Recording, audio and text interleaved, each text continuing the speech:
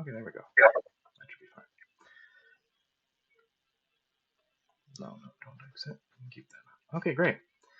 So, Bootcamp Season 5. So, let's just talk about what we're going to do today and what the class is, a little bit of background. A lot of people are joining us maybe for the first time, and some people have been in like previous boot camps, so they know how this goes. So I'm gonna just step a little back and like go over why we're doing this. So we're basically at a unique time in history, and since we started Cheat Layer, so we started Cheat Layer during the pandemic to help people who had lost their jobs and businesses online. And I started with my best friend who had lost his events business and it went to zero. And so we had this like mission statement on our website since almost when we started, basically explaining why we're doing this. And we started years before ChatGPT. We were the first startup approved by OpenAI to sell GPT-3 for automation. And when we started, there was no other startup doing this sort of thing.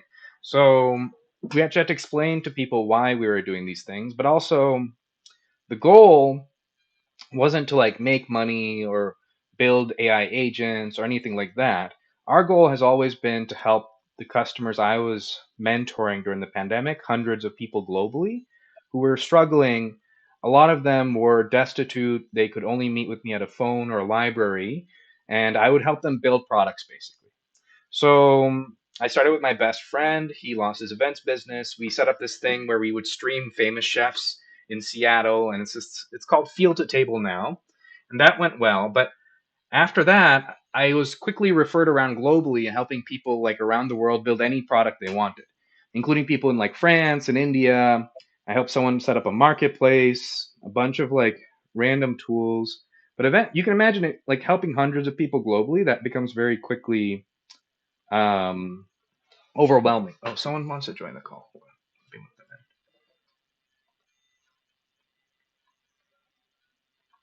in. Okay. Whoa, that's a lot of people. So we're just quickly going over a history of what Cheat Layer is, why we're here, what we're doing for Bootcamp Season 5. And when I started Cheat Layer, the goal was to help people build products online.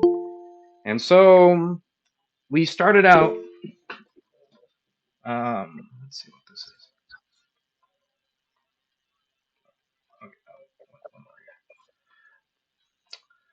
So we started out generating automation tools because that was the thesis of how we what what I figured out that was when I was helping like everyone like build products. A lot of the things in businesses are repeated because they have a lot of the similar scaffolding. It's just a consequence of like the economy and business evolving together. And so what I mean by that is like things like sales and marketing and HR, and they just had different parameters. So the thesis behind Cheat Layer was we could use language models, GPT-3, which was just coming out at the time, and we were one of the first people to get early access to sell it, and it was kind of hard to sell it back then. And so we set out to solve this problem. That's great. But basically the early version of GPT-3, it wasn't powerful enough to actually solve that problem. It had like low context limit. It would generate code. And in our metrics, we had these boot camps just like this. Our very first boot camp was a free course where we taught people to build products. A lot of the tricks in the boot camp had nothing to do with cheat layer. It was just to help people build online businesses. However, right after the course, we would see in our metrics that the usage would drop off like immediately. So teaching people prompt engineering doesn't necessarily help them build a business actually. But models evolved and very quickly, exponentially, what they could do surpassed what we needed to actually help our customers. However, we were going still in the wrong direction. And what I mean by that is I thought the thesis was if we had built like an automation platform that made it easy to automate anything, people could automate things themselves and they would build their businesses and automate sales and all that sorts of thing. And yeah, people could do that, but what ended up happening is most people in the world, most people are non-technical. They don't know how to even run a business manually. They don't know they wouldn't know what to actually automate because they wouldn't know how to actually do it properly even manually. And so we decided rather than going horizontal with RPA tools, to actually go vertical and solve the last mile. And in doing that, we decided that basically we're going to focus on marketing first, marketing agents first, and that actually meaningfully helps all the customers I was trying to help during the pandemic, because with marketing you can start from zero. You can like grow a brand, you can grow following, you can sell products one day, or you can even start like selling affiliate products and things like that. So but if you try to build like a sales agent, for example, or any other AI automation, you usually needed like a product first. And so it wasn't really that meaningfully helpful. And then this other really interesting like technology path happened while we were doing all this. If you might remember, in our third boot camp, we were teaching how to launch products again, and we actually won. It was kind of exciting. We won number one product of the day in like I think our seventh class, and it we launched like 2 weeks after like Chat GPT. And one of the tools that we built during that class was this like website builder where we were like we could actually generate code in ChatGPT. We made like a little game. I remember like a little spinning game and thing, cube, and that was a little exciting because from that point I started using that pattern basically to generate all of our code. So going back almost 2 years, most of our code now has been not written by me. I don't write the code. I generate the code. And in the last year or so, almost all of it has been completely generated by these tools like Claude 3.7. And so if you take like imagine what's going to happen a year or two from now. What I'm trying to say is we're like a unique point in history where the problem I was trying to solve before is maybe no longer relevant actually. I think that AI is going to drastically level the playing field. And maybe in a year or two from now, it's actually going to get easier for people to get customers, smaller businesses to get customers. And you should be able to pick whatever you want to build, whatever product you want to focus on, like a CRM or a sales agent or whatever, and ask these tools to generate the product for you, including things like copies of like Salesforce and HubSpot and things like that. And so this wasn't possible when we started like in 2021. But since then, it was right. It was kind of like spine tingling because we had this mission statement since then. Like if you just read this, it's very interesting. It's like we predicted that one day there would be a level playing field, and the AI in our pockets to generate all these businesses would be a commodity. We're almost there, basically. So this is the impetus of Bootcamp Season 5, because this vision is actually now possible today. So today, what you can do is you can go out and make a clone of, for example, HubSpot or like an AI note taking app, or like a bunch of those apps that are going viral and study tools and things like that. You can generate an exact copy of that. In fact, you can generate entire products that are bleeding edge startups like agentspace.ai. We built all of the code for agentspace. It was all generated actually. So we're here. That this is what we were predicting 2 years ago, and it's exciting. Yay, we made it. And so this is like that's why I wanted to do this course now. Is like literally today is the highest leverage point in history, because what's happening now, every 6 months research is accelerating. So it's like what I mean by that is accelerating faster and faster because research is building on each other, and there's more people doing it exponentially faster. And so it's actually hard to predict what will happen 6 months from now, but every day there's like a new research paper or a new tool coming out. And so what that means is every single day is going to be the highest leverage point in history for the next, I don't know, it could just keep going actually. So that's very exciting, but that also means today is the best time to start. So so there's a few things here. We predicted that AI would level the playing field, and it has the power to do that. But it doesn't, that's not necessarily the future that's going to happen, actually. In order for us to have any control over the future, typically, we have to like intentionally build what we want. And very rarely in history has like the future people wanted just occurred randomly. That's very lucky, actually. Like most founders, most startups, when they start, they have to go manually go find customers and build a market really difficult. But what most people see is the external sides of businesses and like Google going viral, but they didn't see the early days of Google. For Google to get built, it was like a huge slog in the first few years, actually. So what I'm trying to say is there's possibly many different paths. and some of them could be very bad.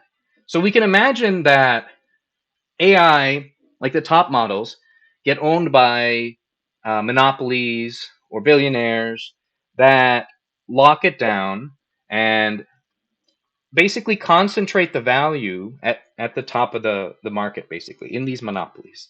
And they can set it up in such a way that they lock that value in there forever. They have like defensive moats like data and building data centers and models that are impossible for smaller open source startups like us to even compete with. That's entirely a possible future. But if we wanted to, we could design intentionally a completely different future. And so what I mean by that is today those monopolies would prefer things to stay the way they are because they have this kind of regulatory capture. They have technology itself was a defensive moat for the past few decades, really. But that was an inefficient market, in my opinion. And what I mean by inefficient is it took maybe the reason technology is considered a defensive moat is it takes like years to build things like Salesforce and HubSpot and build these, it used to build these kinds of tools, basically. And so you couldn't just overnight generate your own version and things like that. And so what ended up happening, and this is just like natural in markets. Okay, people will always want to make money. It's a good thing actually, but it was inefficient and not the best choice for customers, or not the best choice even for businesses, because things like Salesforce and Oracle blew up into these like behemoths, billion-dollar products that weren't actually that good products. Like they didn't have good support. It was hard to use. People didn't like to use them. They preferred like other tools, things like HubSpot and other databases, right? And so someone just do that. That's okay. And then so my point is that now that we are at the point that AI can level the playing field, we can imagine a future where we go out and generate exact copies of, for example, Salesforce, HubSpot, Oracle. And if we do that, or it's just, we don't have to do anything actually. I believe this is just going to happen just by virtue of open source. But in order for it to happen within our lifetimes, we have to intentionally go out and do something, right? So if we go out and build clones of all the most expensive software, maybe you've spent like money on software that shut down. Maybe you spent money on software that didn't have features you wanted. Maybe you spent money on software that had poor support or charged you for unlimited usage and things like that. That doesn't have to exist anymore, actually. We can make the choice to build our own version of, for example, Slack. Slack for some larger businesses, I know they don't even bother paying like the premium because they would have to pay so much to get their history and like for thousands of people. But Slack is actually like a very simple product in the sense that it's like a UI layer on top of a database. Just UI layer on top of data, if you just to simplify it. And so these AI coding tools today can entirely, we proved last week, build an exact clone of Slack that works perfectly fine, has all the features you want, and it could be your own personal version. So there's an interesting design that we've been thinking about since like when we started CheatLayer that I've been talking about. It just wasn't possible until like very recently, where everyone, you, all of the software you're paying for, you don't have to pay for it anymore. You can go cancel all your subscriptions, you can stop buying software, and instead generate local free versions of all the most expensive software, but they're custom made. They have features just for you. They have unlimited data. They're more secure because they're offline. And we were building something just to make that possible in OpenAgent Studio. So we had this product called OpenAgent Studio that allows us, yeah, like DocuSign.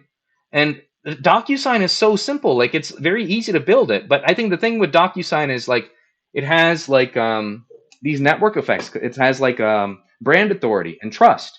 But it doesn't have to be like that, actually.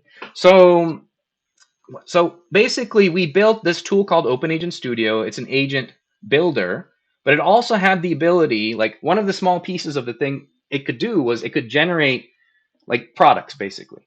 And so we also have this Chrome extension. It's called toy.new. It had live mode that lets you build products step by step, like speaking to an engineer. And the reason we built it is because I just wanted it for myself. I just wanted to build products faster, actually. And you can see now all of our code is generated. If we hadn't used this or all these tools, I don't just use our tools now. I use like Claude 3.7, OpenRouter, Visual Studio, Cursor, and all these tools. we would be months behind where we were today. Like we literally wouldn't have the same technology or products we have today, right now. And so if you go back and if we consider that basically we have this ability to level the playing field, let's like maybe try to like extrapolate what might could happen in the future. So if there is a level playing field and we are able to let's just say now we can generate a custom free version of Salesforce or DocuSign. We can look at open source software like Red Hat Linux, Armory.io to have a glimpse into what the future might be if that existed.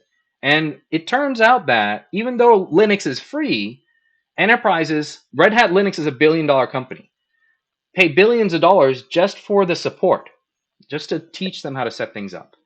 And so this will always exist, actually. The reason is, as humans, we just inherently have limitations. We can't keep everything in our heads.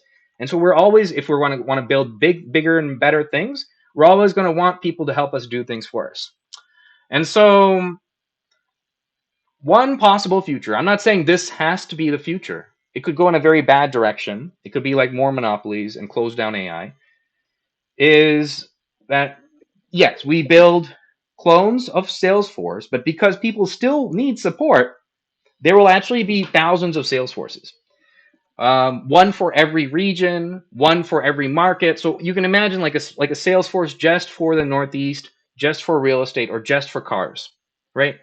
And the reason they could thrive is because, like I mentioned, people always need support. Support seems to degrade at scale. Like Salesforce has much worse support than a smaller mom and pop shop that, like someone you know down the street, you're going to be more likely to talk to and pay, even if it's slightly more expensive, actually. Yeah, especially if it's the same cost, but even if it's slightly more expensive. So we can imagine a future where instead of a lot of customers congregating at like DocuSign and and Salesforce and HubSpot, there's way more customers to go around for smaller businesses. And there's enough customers actually that it's a much better, it's possibly even a higher GDP, a healthier economy, because one of the consequences of those monopolies is like, support degrades at scale. They don't have the incentive to build all the features for everyone. They don't have the incentive if they have already the entire market, right?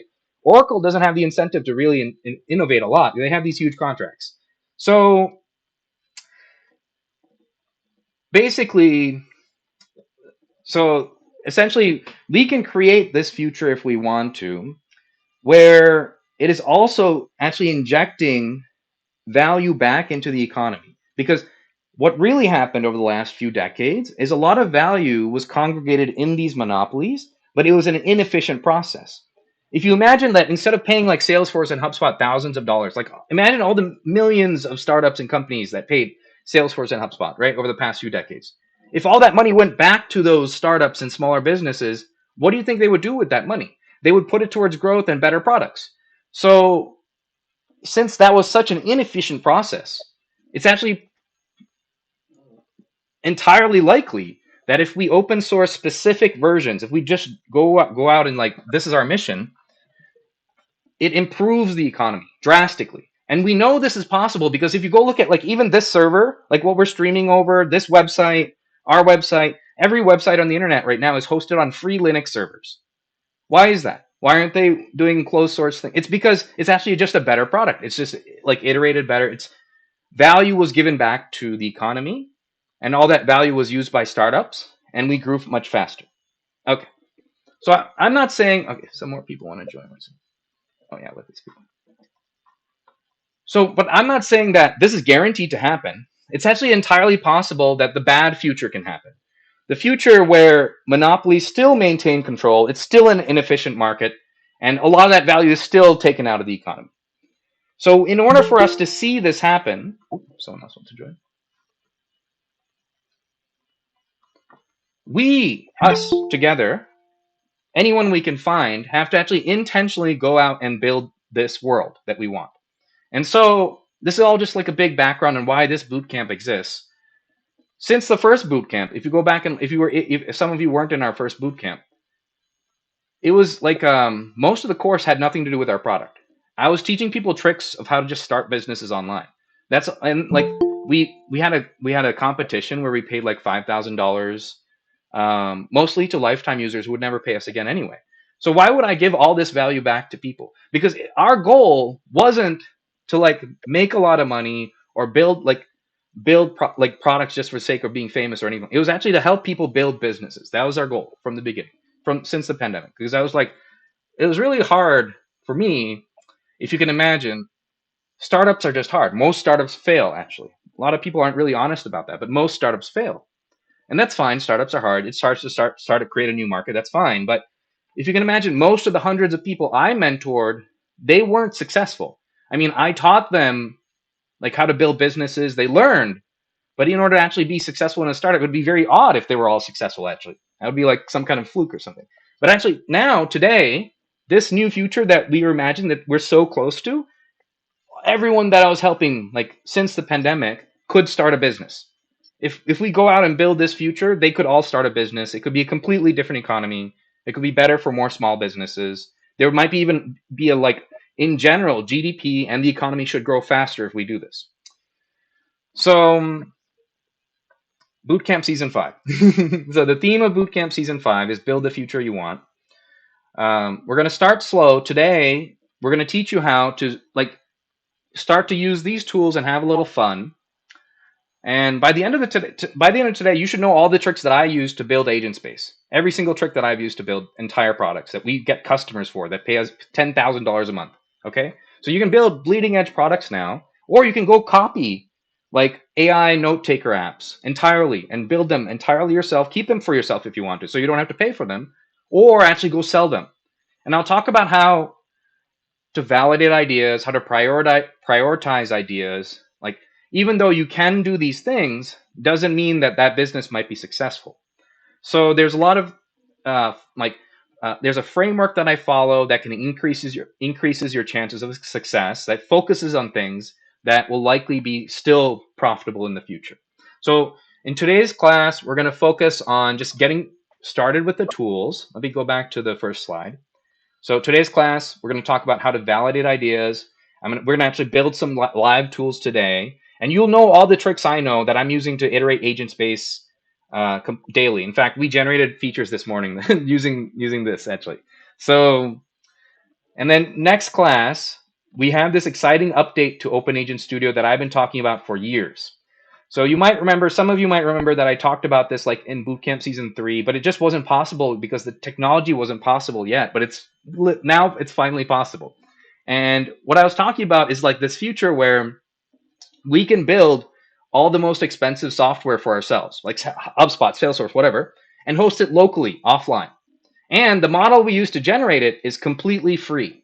So I've been working on an update to Open Agent Studio that lets you generate these tools completely offline. And a lot of people don't realize that you can host a server on a Mac at home. And my friends used to do it in the 90s and things, and but most like new businesses don't realize you can do this. You don't need to pay cloud service fees or anything like. It's completely free to do this. And you can build like a bleeding edge product that's even better than what you could host in the cloud, because you have like a GPU and all this unlimited space and things like that. Or you can just keep build custom versions of software that's one-to-one. You have only for you, features that only you have. In fact, you can see that I build my own tools constantly like this. And this tool, I just like it. It's like a list. I could use Google Docs, but the reason I like it because I like confetti. So you can build what I'm talking about is you can build tools like this just for yourself that have one-to-one features built just for you, that's tailored just for you. And that's what we'll be teaching in class 2. So you'll be able to host your own product entirely offline. You can set up port forwarding without paying any cloud services and start selling a product, hosting a website. Immediate, 100% free.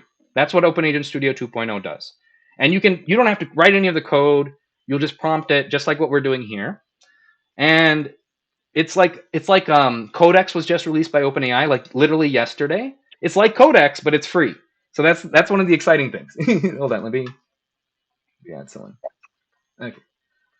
And Codex, I think Google I/O is starting today or something. They're going to release something like this too, but it's probably going to be this huge expensive thing. To get access to Codex, you have to pay $200 a month. That doesn't have to be true, actually. You can do all of this for free using entirely local models, and most people just don't want you to like go down that direction. Like VCs, these larger monopolies don't want you to even think that this is possible because it completely disrupts their model.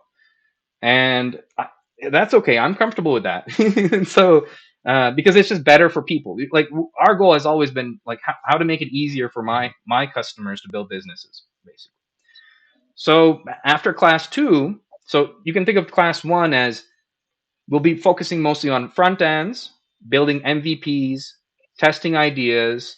Oh yeah, Firebase Studio. Yeah, Google just released Fire. I really like Firebase Studio too, but you can do these things free. So I mean, Firebase Studio I think is free too. So and then in class three, we'll teach you actually how to build custom versions of all the most expensive business software. Just like I've been doing for myself. I have custom versions of like really cool software. And so you should be able to not only build a product from scratch, you should be able to sell it, and then anything, any sort of the agents or tools or whatever you needed to pay for before, you don't need all that. You can actually, if you see the solution, you can just generate your own version for it actually, and it might even be better because these businesses in the previous paradigm they shouldn't actually focus on every single customer feedback. The general advice for startups is you want to talk to hundreds of customers and try to understand the underlying truth of the market. And so for that reason, Salesforce would never generate all the custom features you wanted. But in this new feature, you can get everyone gets one to one, all the features like the confetti, whatever, anything that you want actually. And then finally, just like what we've done with the agent space, we've researched a lot of really cool things. Actually, we just added some of these features literally this morning with just some of the things I'm teaching you today. But all the stuff we learned with agent space, you can also use entirely manually. So we're in the last class. By the end of the last class, you should be able to build your own products entirely offline, 100% free, and then start growing them using all the new bleeding edge tricks that we use. Okay. So a little bit of background on me. So I co-founded my first startup with CNET's founder, Halsey Miner, way back in like 2011 for 3D Sports. I raised 3.9 million for all my first startups. So I had this experience of like building research startups, basically. We had only one customer in that first startup. It was the tennis channel. What's much more enjoyable for me is actually now we have like thousands of customers and I'm actually meaningfully helping them like daily. And so that's a better experience for me, I think. I've granted U.S. international patents in CUDA, distributed processing, parallel computing. I helped Standard Cognition launch their first store. CheatLayer was the first startup approved by OpenAI to sell GPT-3 for automation. A lot of you already know this stuff, but some people are joining us for the first time, so it's a big background catching up thing. And then most recently, we pivoted on rather than solving general RPA, to really meaningfully help our customers, we can go deep and solve the last mile with vertical agents and business goals rather than leaving our customers with this tool that they have to figure out and learn how to automate their business. They might not even know how to run a business manually. So how would they know what to automate, right? So we can go much further than any RPA tool on the planet.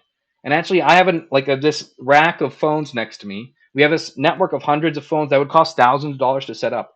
We can go much further and deeper in our research than any one of these single shallow tools and basically meaningfully solve the last mile. And then let's go back and okay. So that's just a big of background. Now we're actually going to start the class. So while we're starting, if you want to, what I would do is I would go to opentoy.new because we're going to use this in today's class and you can actually follow along with me. So go to toy.new, download our Chrome extension, install our Chrome extension. And I'm going to give you, by default, it uses like a cheaper Google model, but that model is actually pretty good. I used to use that model entirely last year, actually. It was the best model I had.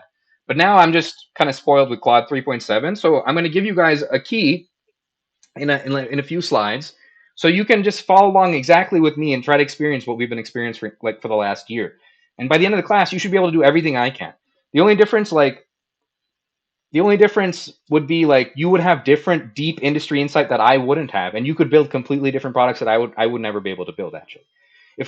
We should be at the same level playing field because Like I mentioned, I haven't written any of the code for last year. All the code for this agents based thing, I generated by just prompting in English. We can all do that. We can all prompt in English. We can just add features that we want. And there's right now, because we're like on the cusp of it being like perfect, there are just some tricks. Otherwise, we wouldn't even need to have this course. If it were perfect, you could just go download these tools and do it yourself today, actually. But there's still some like friction in getting exactly what you want. And so I've learned some of these tricks because I've been doing it for the past 2 years. I'm just going to tell you these tricks. And so we'll go over some examples by the end of the class. And um, let's start out though, before we build anything, let's just maybe take a minute to talk about how to validate ideas. So, in general, you can think of this as like starting a startup, but you don't have to. I think that the market for some of these tools, like I'm seeing, like we just picked a tool like in the last few months, we just picked marketing, right? Is so large that I could never capture it myself. We could never capture it ourselves. It's actually growing daily. And that's because the bottom of the market, like the SMB market, is growing because every day new people are able to start businesses and do things like this. So, what I'm saying is, you don't have to invent something entirely new. If you see like an AI tool, like an AI note taker app, or like that Cluely thing that like there's like that viral video, we can generate all that for free. You can go copy it, especially if you're in a different, if you're like in another country.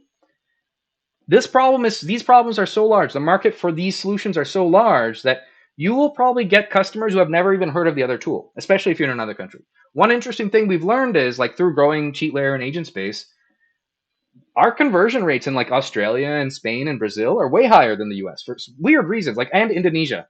And it's because like I tried to dig into it. It's like the thesis is that those markets are actually not as saturated, but they all have the same problems and things. But even in the saturated markets, like you can just basically clone something, pick something that exists and has a huge enough market, and likely get customers. However, that doesn't guarantee that that product will still exist in 10 years. That doesn't guarantee that you will stick with it because it has to be meaningful to you, right, to stick with it. And so I just want to teach you like the framework that I've been using for like the last decade or so to prioritize and validate ideas. And you don't have to do this. There's examples in business where people don't follow all the rules. And like the the whole point of a startup is you're creating a completely new market. So it's entirely possible you can do things that has nothing to do with what I'm saying here. But the reason you would want to do this is because it formalizes it into a process that avoids wasting time. So for example, I have some friends who are founders who have like spent years going down a direction. I mean, they're passionate about it, they're having fun, but they're not getting any customers. So there's ways to be mindful about finding products that people actually need and building things people want.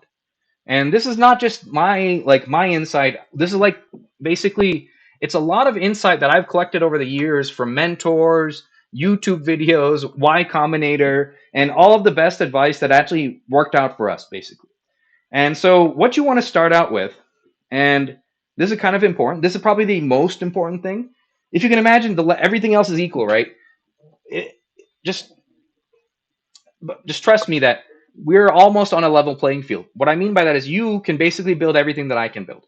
Maybe the only difference now is I'm more excited and like I actually do this constantly, but you can soon build everything I can build. So how do you choose what product to work on, right? And how do you find something that's actually meaningful, build something that people want? So this process is actually the most important part. It's not all the building, it's not all the code generation tools and all that stuff. That stuff everyone can do. It's a level playing field there. It is actually how we find the idea to work on will save you maybe years of time later. So what I recommend doing for this week until the next class, write down a list of 5 problems in your life that's like related to your family, your job, something personal to you. And I'll explain why it has to be personal to you. That's both urgent and frequent. And what I mean by urgent and frequent is if it's not urgent, like what I mean by urgent is like their jobs, their lives depend on it. Like agents base, our customers need us or their businesses die. Like I started Cheat Layer because people were like homeless, they needed to build online business. Those are like the urgent problems basically. But I could even done better and like found more urgent problems. So there are urgent problems all around us. There are frequent problems are all around us that are not solved. And you want frequency because you want it to happen often enough to have sales, like at least a few times a week is good. But once you have this list, we're going to teach you basically how to formalize prioritizing what to work on. So write down 5 problems, not the solutions, just the problems, because the solutions change actually for good startups. Like Google, like when they started, it was mostly a search engine, but now they're doing AI tools and things like that. And so the startups that are able to pivot actually do survive. And you don't want to be married to the search engine solution if it's going to die in the future, right? So you want to write down just the problems and try to prioritize them yourself. I can help people at the end of the call if you're having trouble figuring out what to build. We can talk about it. And I've had like this conversation. I've mentored many founders, and we've had like really fun conversations where they go through this process and they don't believe it's going to work or help them. But at the end of the week, they actually find something interesting like in their life that they never even thought of. And it's like this great idea. And so it's worth it to do this. And this is the most important part of the process, picking the idea, picking the right idea. So, okay, write down 5 problems by next week. And then we're going to time box, and I'm going to teach you in this class and the next class how to validate those empirically, like through objective means. And we want to do it in a time box fashion because we don't want to spend too much time on each one. This allows us to formalize it as like a scientific process. And my favorite way to do this is not to build anything first. Is actually just to launch like a landing page, or even don't even launch, just talk to customers and see if they would like to use it. That's how Cheat Layer started. Is I was just like talking to customers and saying, "Hey, I'm thinking of building this thing, and would you be interested? A lifetime deal or something?" And like a lot of people were really excited about the idea, and so I went and built it. And so basically, you want to use this week to find teams, find problems that are meaningful to work on, and at least spend this time this week, this whole week. Try to spend time to be mindful about the most important problems, but also problems that are meaningful to you. Because like you can imagine with Cheat Layer, there were like hard periods in Cheat Layer where we were pivoting or like crazy things were happening or we lost customers or we gained customers or it's too hard and things like that. And if it's not meaningful to you, then you're just going to quit if it's too hard or boring or whatever. So you want to pick something that you would want to like try to imagine in the future there is actually a level playing field. And you can pick any business you want. You can just pick and choose whatever business you want, turn it into like how franchises work now, right? That's how I suspect like AI and open source software will probably work in the future. But you can just kind of pick something. But if you have that choice, why wouldn't you pick something that you would work on for the rest of your life, right? So there's a few reasons you want to do this, but I'll explain more later. Um, you want to pick basically something that is meaningful to you, but that would also convince like a customer to pick you over the next person. So if you have some deep industry insight in something like real estate or oil rigs or something, I would focus on something like that because then you also have this ability to gain those customers faster and build this defensive data moat. Because even in the future, if everyone still can copy like everyone else's software, no one will ever have your customers. And so what I mean by that is like no one has our customers. So even if someone exactly copied Agent Space, right, tomorrow, we have time series data stored for these customers where it would be impossible to exactly replicate what we have. And so that makes it very sticky. Our customers wouldn't switch to the other tool because literally our agents get higher conversion rates because we've been training them to do better and better. This also gives you a path to steal customers from other competitors. So even if there's a level playing field, there will still be defensive moats. But I suspect they'll be very different. It's not technology. It's actually providing value, the best value, which is, I think, a better direction, but also personal relationships. Like I personally meet all our customers. There might be like local businesses that are better with support across the country for all versions of HubSpot and Salesforce for every market. And personal relationships will always be a defensive mode and will always help with sales and things like that. So that's why you want to pick something that's meaningful to you. And there's this like if you don't like Tim Ferriss, there's this like idea that you don't actually have to even build anything to validate the idea. So my favorite way of doing this is like just generate a landing page. I'm going to show you how to do it in a second. And pitch it to 10 customers. Actually go talk to 10 customers and see if they would pay you. So the way to validate it is not to just get a wait list or see if they're excited about it or anything like that. Many people will tell you they're excited about it or it looks cool or they'll sign up to the wait list because that's really there's not a lot of like friction or risk involved in that. But if they actually pay you, that's actually validating. So I'm going to teach you how to build a landing page with the payments and all that set up. And you can do this in a day. You can just go set up a landing page for robots, robot chefs. You can imagine it would take me a long time to maybe go build that robot, right? But you can go present it to someone, present your final vision, make it look as like professional as like exactly the final version of the product actually. Using AI tools today, we now have that ability. Maybe last year when Tim Ferriss or what when they were saying these things, it might have taken like a little while to build these landing pages, but now you can just generate it like with a prompt. So that's not the hard part. You can build your final best vision. The hard part is actually validating, getting customers to pay for it, picking the right idea. So, okay, I'll talk a little bit more about what would be good products in the future in general. I think marketing, some of these like CRM, these will probably be like universal products because businesses will always need them. I could be wrong. But I'd recommend picking something that's also meaningful to you. Okay, so let's just go over, before we go into any more slides, let's do something interactive really quickly. If you have the extension installed, you can open up any new website to open our extension, and then hit Alt S to open it. Rohan, Yeah. I'm sorry, are you sharing? Oh, I'm not sharing. Hold on. Yeah, let me share. Thanks. Okay. Let me share my screen. Go to toy.new and download the new Chrome extension. I'm going to download it with you guys.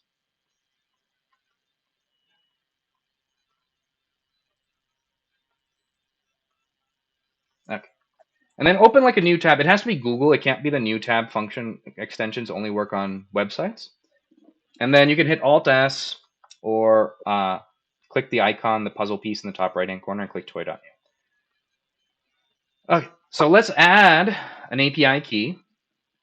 And what I recommend doing is not adding most of these actually in the beginning, because I've learned that it's faster to iterate if you just focus on the front end first and just focus on validating the idea first.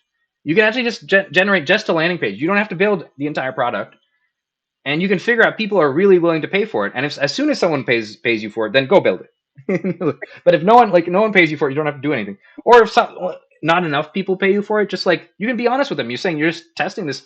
It's an early beta. You get early beta pricing, or just refund them. You don't have to lie to people. But what we're trying to do is figure out if people would be willing to pay for it. And so it's faster to get to that, in my opinion, if you don't enter most of these keys. I know some people enter the keys just because they're there. I would just not do that. But the key that I want you to enter is the Open Router API key. So I'm going to go to Open Router. Open Router is one of my favorite websites. They let you like test basically all the models now. They have a bunch of free models too that you can use. But our Chrome extension has been specially like configured to use Claude 3.7, which is my favorite coding model. If you talk to coders, that's what they're all using actually. And so I'm going to generate a key. Let's say B5 class 1. I'm going to give it, I don't know how many people. There's like 50 people here. So I'll give it $100 in credit limit. All right, I'm going to share this key with you guys. Don't normally do this. I'm comfortable doing this because we have like a lot of credits and things like that. But I'm going to share this in the chat. And this is only for people who are here during the call, live call. I'll probably since there's 100 people, I would try to use it if you're on the call because it might get used up by the end of the day or something. I have no idea. That's fine. So, all right, now let's go back. And so you can follow along with me once you've entered this page where you can enter the API key. So download toy.new, click API keys, paste in the Open Router key that I just got there, and click save. All right. So now we're actually on the same level playing field. Everything that I do, it should work exactly the same. So let's just refresh the page. Let me generate something really quickly, and then we'll continue. Okay. So we have this cool new feature where you can talk. I don't know if it'll let me talk because I'm using the microphone. So let me see. Is this okay? I have two microphones, so it might let me talk. Let me see if it works. Generate a landing page for a real estate firm with beautiful houses. So you can just talk now. It's like vibe coding on steroids. So you don't have to type it anymore. Like, yeah. And you can try this along with me. And It takes a screenshot of the page, gives you 30 seconds. The extension now actually generates images for you. This is now using Imagen 3. We were testing GPT image that with the Dolly images, and so we might go back to that. I really like GPT image, but it seems to generate like it has like a sheen that doesn't look realistic. Imagen 3 seems to generate more realistic houses and things like that for customers. So we're A/B testing, but it'll generate images for you. And if you're generating a landing page, it'll actually generate like a professional looking landing page that looks really nice. And we'll add a feature to this. And so let this run, and you should see it actually generating images. And there's like a little loading bar now down here. And the way websites are built, usually like in code, you don't have to know code to use this class at all. It's all you'll see. It's all English. But usually at the top of the code base, it's like settings like styles and scripts. So it takes a minute for it to pop into the background, but as soon as it gets to like the meat of the website, it's gonna actually start building it live for you in the background. This is like one of my favorite features. That like we had this for years. It's like why I like this tool a lot. So it's gonna finish, and it's using the images that it generated for us. I think we were the first product to do this. I mean, we were probably the first AI like website generator on the planet. I think because we did it literally the week before ChatGPT released. We hacked their like chat and things, and so it's kind of funny. No one could have. All right, so see, this is really nice actually. And then so once it's generated, I'm going to show you how to edit it, add features, all sorts of cool things that you need to do. Okay, cool. So this is nice. As soon as it's finished, a few things happen.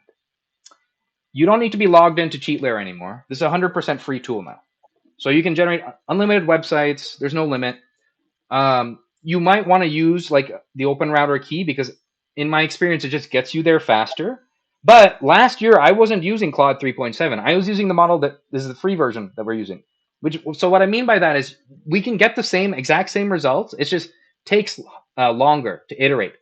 Basically, you just have to take more steps to get to where you want to go. So if you need to do this completely for free, you can. But I recommend playing with Claude 3.7 because in my experience, it's just nicer. It gets you there faster. It has some like design intuition, and this like looks really nice.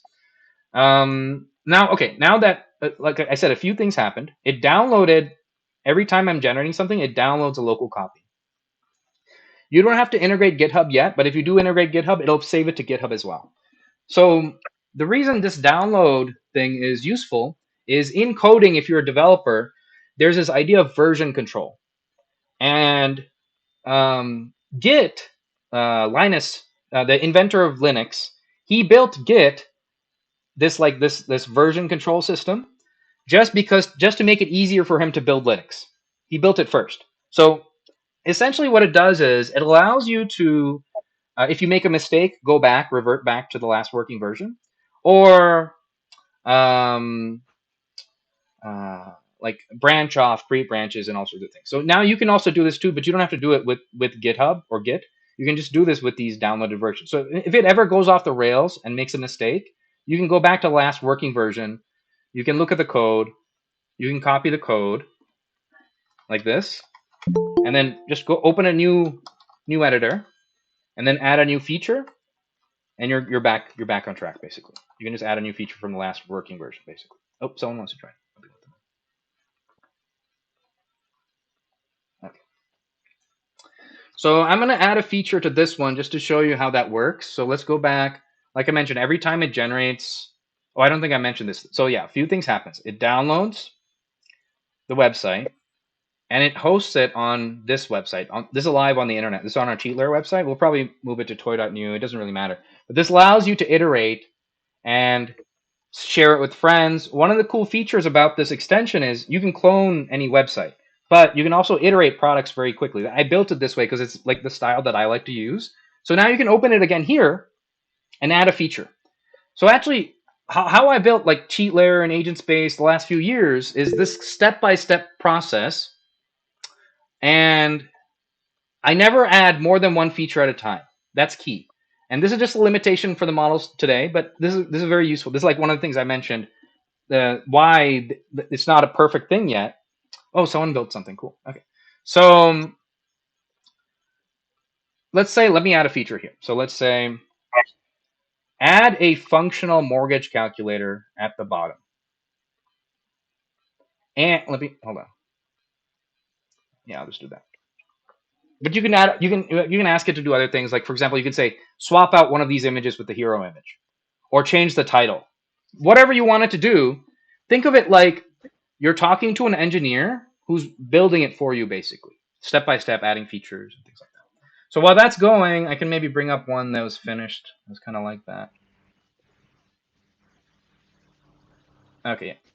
So I did this before the call, and it generated. I had a version that was before that didn't have this mortgage calculator, and then now it's generated this mortgage calculator. So it's actually a functional tool.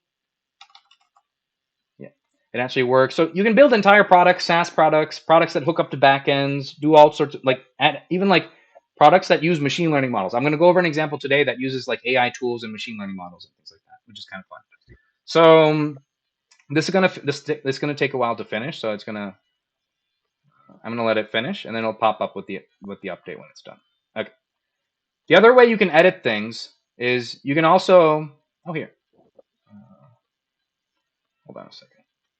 Let's see what happened here. Did I add my key? Let's see, is the key still there? Okay, yeah, the key's still there. Okay, let me generate it again. Generate a landing page for a real estate firm and add a mortgage calculator. Okay.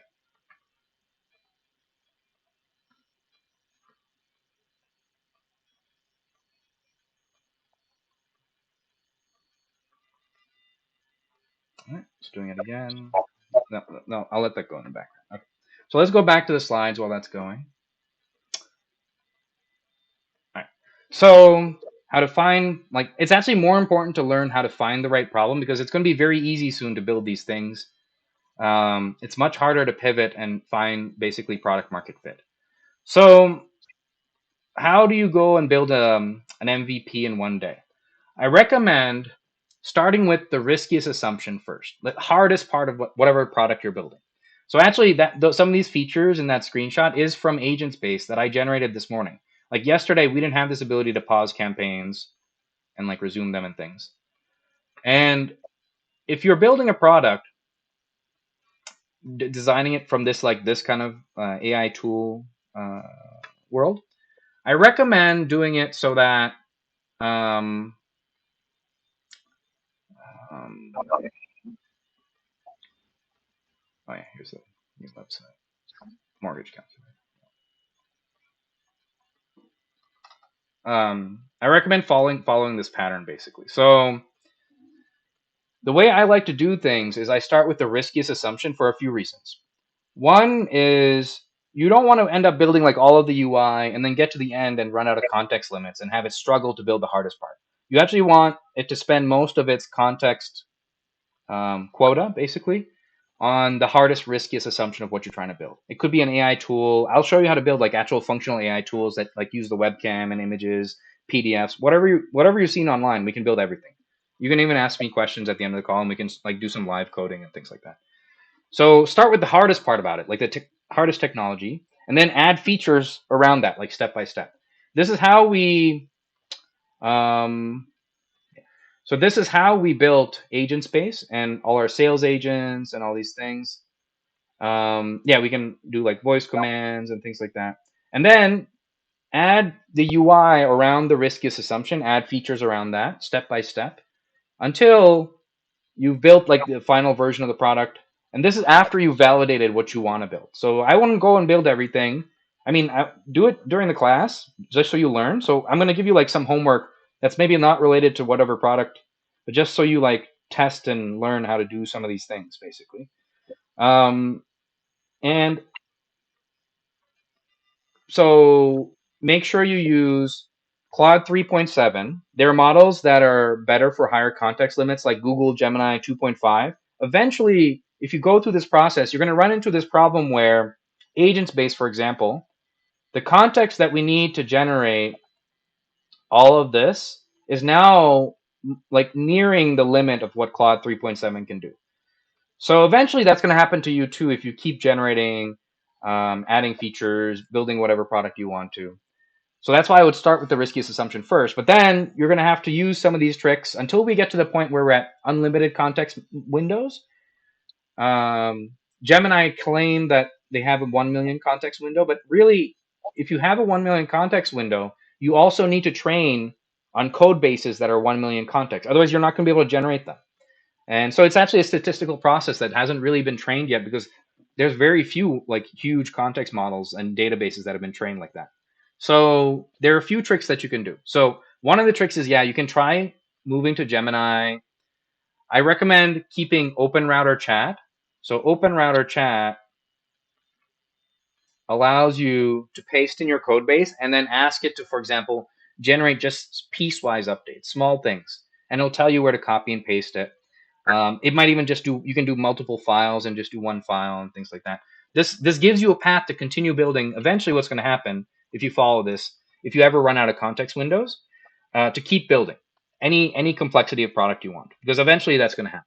So now you just have to use either Open Router Chat, Cursor, Claude Code. We'll go over how to do that maybe in the later classes. You don't have to do that today. And I shared the Open Router key in the chat, so you can copy paste that Open Router key and use Claude 3.7. Okay. So using those tricks, any of the MVPs that we've talked about today, you should be able to generate within a day. I wouldn't actually go after like the big research projects. I mean, you can have fun, you can do whatever you want. But if the goal is to like start a successful business and grow as quickly as possible, I would follow this path of iterating to product market fit. And the reason you do this, so there's this famous essay by Paul Graham. Let's see. Yeah, this one. I'll paste this in the chat.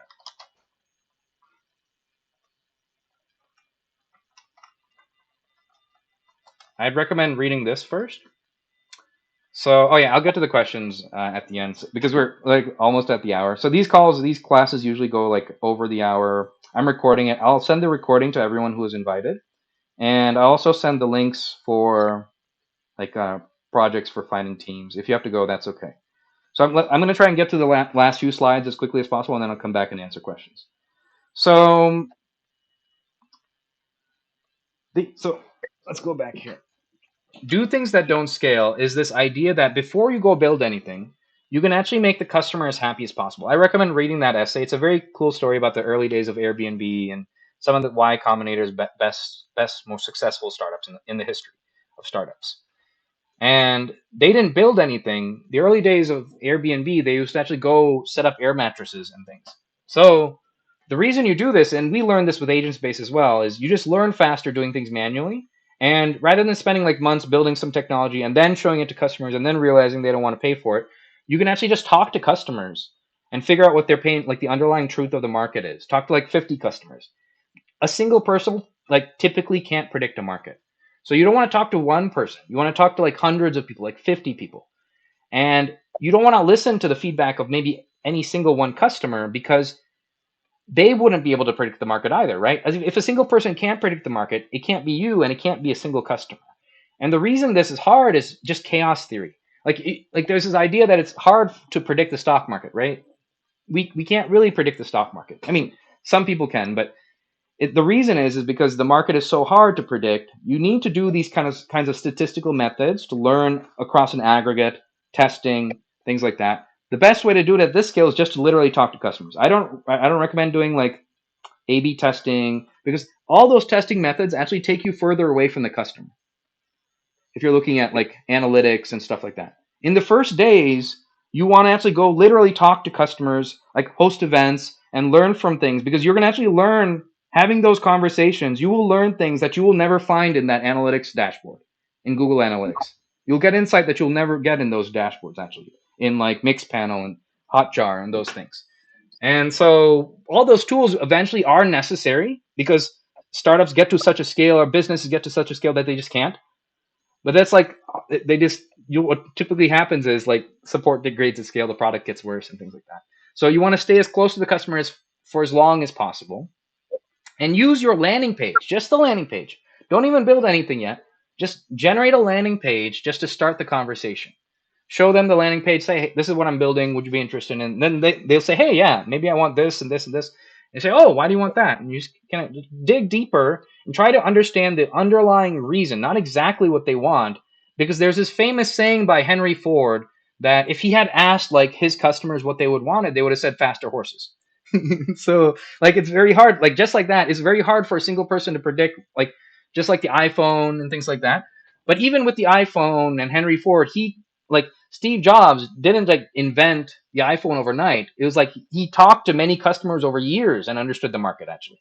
And he was very good at like having intuition and things, but it wasn't actually an overnight thing.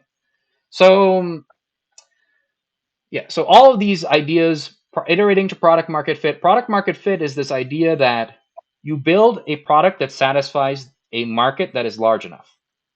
Okay. And the reason it's hard to do this is because the market actually changes daily, especially in AI. So this is why, for example, Google is now completely changing their product. They're adding like AI stuff at the top and things like that. It never change. Never you never actually reach product market fit. This is like a spectrum. Oh, hey, it's James. James. Hey, James, how's it going? I'll send you the recording if you join late. It's okay. So I'm just talking about how to iterate to product market fit. And so basically, the idea is to do things that don't scale, talk to as many customers as possible, use your landing page that we just showed you how to generate these landing pages like this, and um, start a conversation. Talk to 50 customers. Understand the underlying truth of the market, which is much harder than it seems. If it were as easy as just having a customer tell you exactly what to build, there would be more successful startups actually. That's why it's so hard to predict a market and like pick a market that's big enough and actually go build something completely new.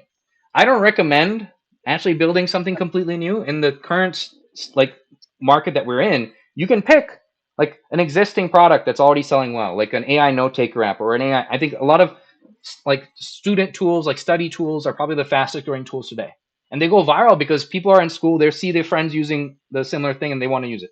So if you can crack that or just copy one, you can get to part of the app store. You can take some of that market share and still make a lot of money. I think some of these tools will probably disappear in the next year or so. So you want to be mindful about like network effects and things like that. But as your first business, if you're just starting, I wouldn't care. I would just start and just you learn doing much, like actually getting customers and talking to customers and doing and failing, even if you have to shut down, you would learn much more doing that than sitting with me and talking for days. Like we could spend time talking and like strategizing for days, and that won't actually, you won't learn as much as if you had actually gone out and talked to customers and failed. So don't worry about failing. That's totally fine. And what I notice is, even if like you're selling like something simple like $2 or something, right? That first sale, like if you haven't done it before, that like as soon as people get that first sale, they just get very excited and they like it's like an addiction, a bug or something. They just want to keep getting better and things. And so once you start, you'll understand, if you have this kind of formalized process of how to iterate and test ideas, you just know how to keep getting better and stuff like that. Basically. Okay. So what you want to do is understand the underlying truth of the market, but even that underlying truth might not be a viable business, actually. You might go and research like oil rigs or something and then figure out that they spend a lot of money on having people fill out some forms that you can go and automate, but they would never actually pay you well enough. There's not a large enough market, or they just wouldn't trust you to do it. So that the underlying truth of the market just would be that it might just be that there's no business opportunity there. But to figure that out, you have to go and talk to customers and things. So there's a few things we talked about. You want to pick things that are meaningful to you. You want to create this formalized process to iterate, to prioritize ideas, validate ideas, iterate to product market fit. You don't have to build the entire product. I would just start with a landing page first, and it can look exactly like that final oil rig document DocuSign clone, and get someone to actually pay you for it. That's the important part. That's actually validating. Okay. So this week, actually throughout the course, the 4-week course, we're going to be building products. You're going to be building one product, and by tomorrow, there's going to be a homework assignment. You're going to build something simple. You don't have to participate. I recommend participating. And by next week, we're going to try and form teams. So what I want you to do is do exactly what I'm talking about here. Generate a landing page over the course of the next week. So, like I mentioned here, you want to write down 5 problems over the course of the next week, prioritize them, and then as soon as you have the 5 problems in the list, start with the first one. Generate the landing page for that. Generate the perfect final version of whatever that is. That in like 5 years, if you actually had a real product like that, you can make the exact copy of whatever that is, and then go start use that to start the conversation with who the customers are. If they're not talking to you, or they don't like it or whatever, there's then you that's like a very good thing that can you don't waste time going in the wrong direction. Just go to number 2, generate the next one, because just like I did here, this didn't take me any effort at all. I generated this like in seconds basically. So you can generate things like this immediately and validate ideas much faster than spending months. This is like a Tim Ferriss idea. I'm not inventing this, but it's just much faster now with these AI tools. Great. And by next week, so to actually form teams, if you want to participate in this team thing, so we had a cool experience in our third boot camp where we formed teams and we were building products that, if you go remember, like boot camp 3 was like right when ChatGPT launched. And like we started this before ChatGPT launched. So that means that we were building like sales agents and social base, like social agents and like AI note takers. I remember some of the projects.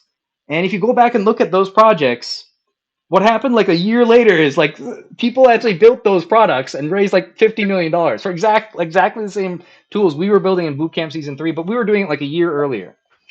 And yeah, the reason those people probably went and raised $50 million is they had these kinds of like um, they had like some kind of personal connection to it, or they actually went out and validated. They talked to customers. They go set it up. But now we should all be on the same level playing field, including those people who go raise $50 million. In fact, they might be in a worse playing field because they have to now like justify raising 50 million to their investors to raise the next round. And what typically happens is if they don't, there's like liquidity preferences in startups. So one of the like weirdest stories, okay, like this is the story. So I've mentored like hundreds of founders like over the years. The best, like most successful founder that I really helped was Standard Cognition and like Jordan and those guys. And they raised 250 million, and they ended up so that they're a unicorn basically, $1 billion valuation. They started in 2017. I helped them set up their first store on Market Street. I actually literally went to Market Street in San Francisco, set up 40 cameras, and I calibrated them all and things like that. And like I was sure that was the most successful founder that I would have ever mentored. Right, last year, because of liquidity preferences and what is happening with the market, with there's no more IPOs. The whole VC, like the end of the VC exits, are completely basically shut down. So it's very hard to exit now. Standard AI pivoted.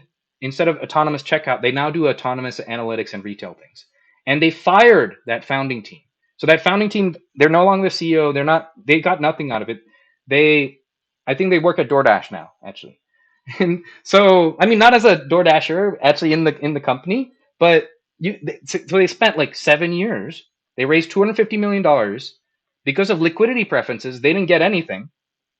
Um, and then acqui-hire is like kind of the best bet when that happens, basically. And so, like some companies are buying people, but even if the companies buy people because of liquidity preferences, the investors get nothing.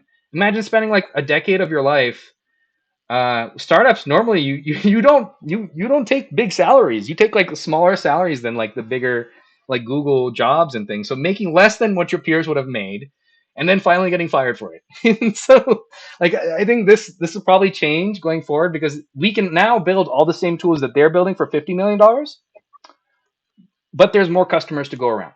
Okay, so if you want to form teams, that was just a story. It was just like an anecdote. But it's like what I'm saying is like we are literally on the same level playing field, and we might even be in a better position because we don't have that like some of these weird like stressors and priorities that have nothing to do with helping customers or building a better business. It just has to do with like liquidity preferences for investors and like this gambling game that really doesn't need to exist.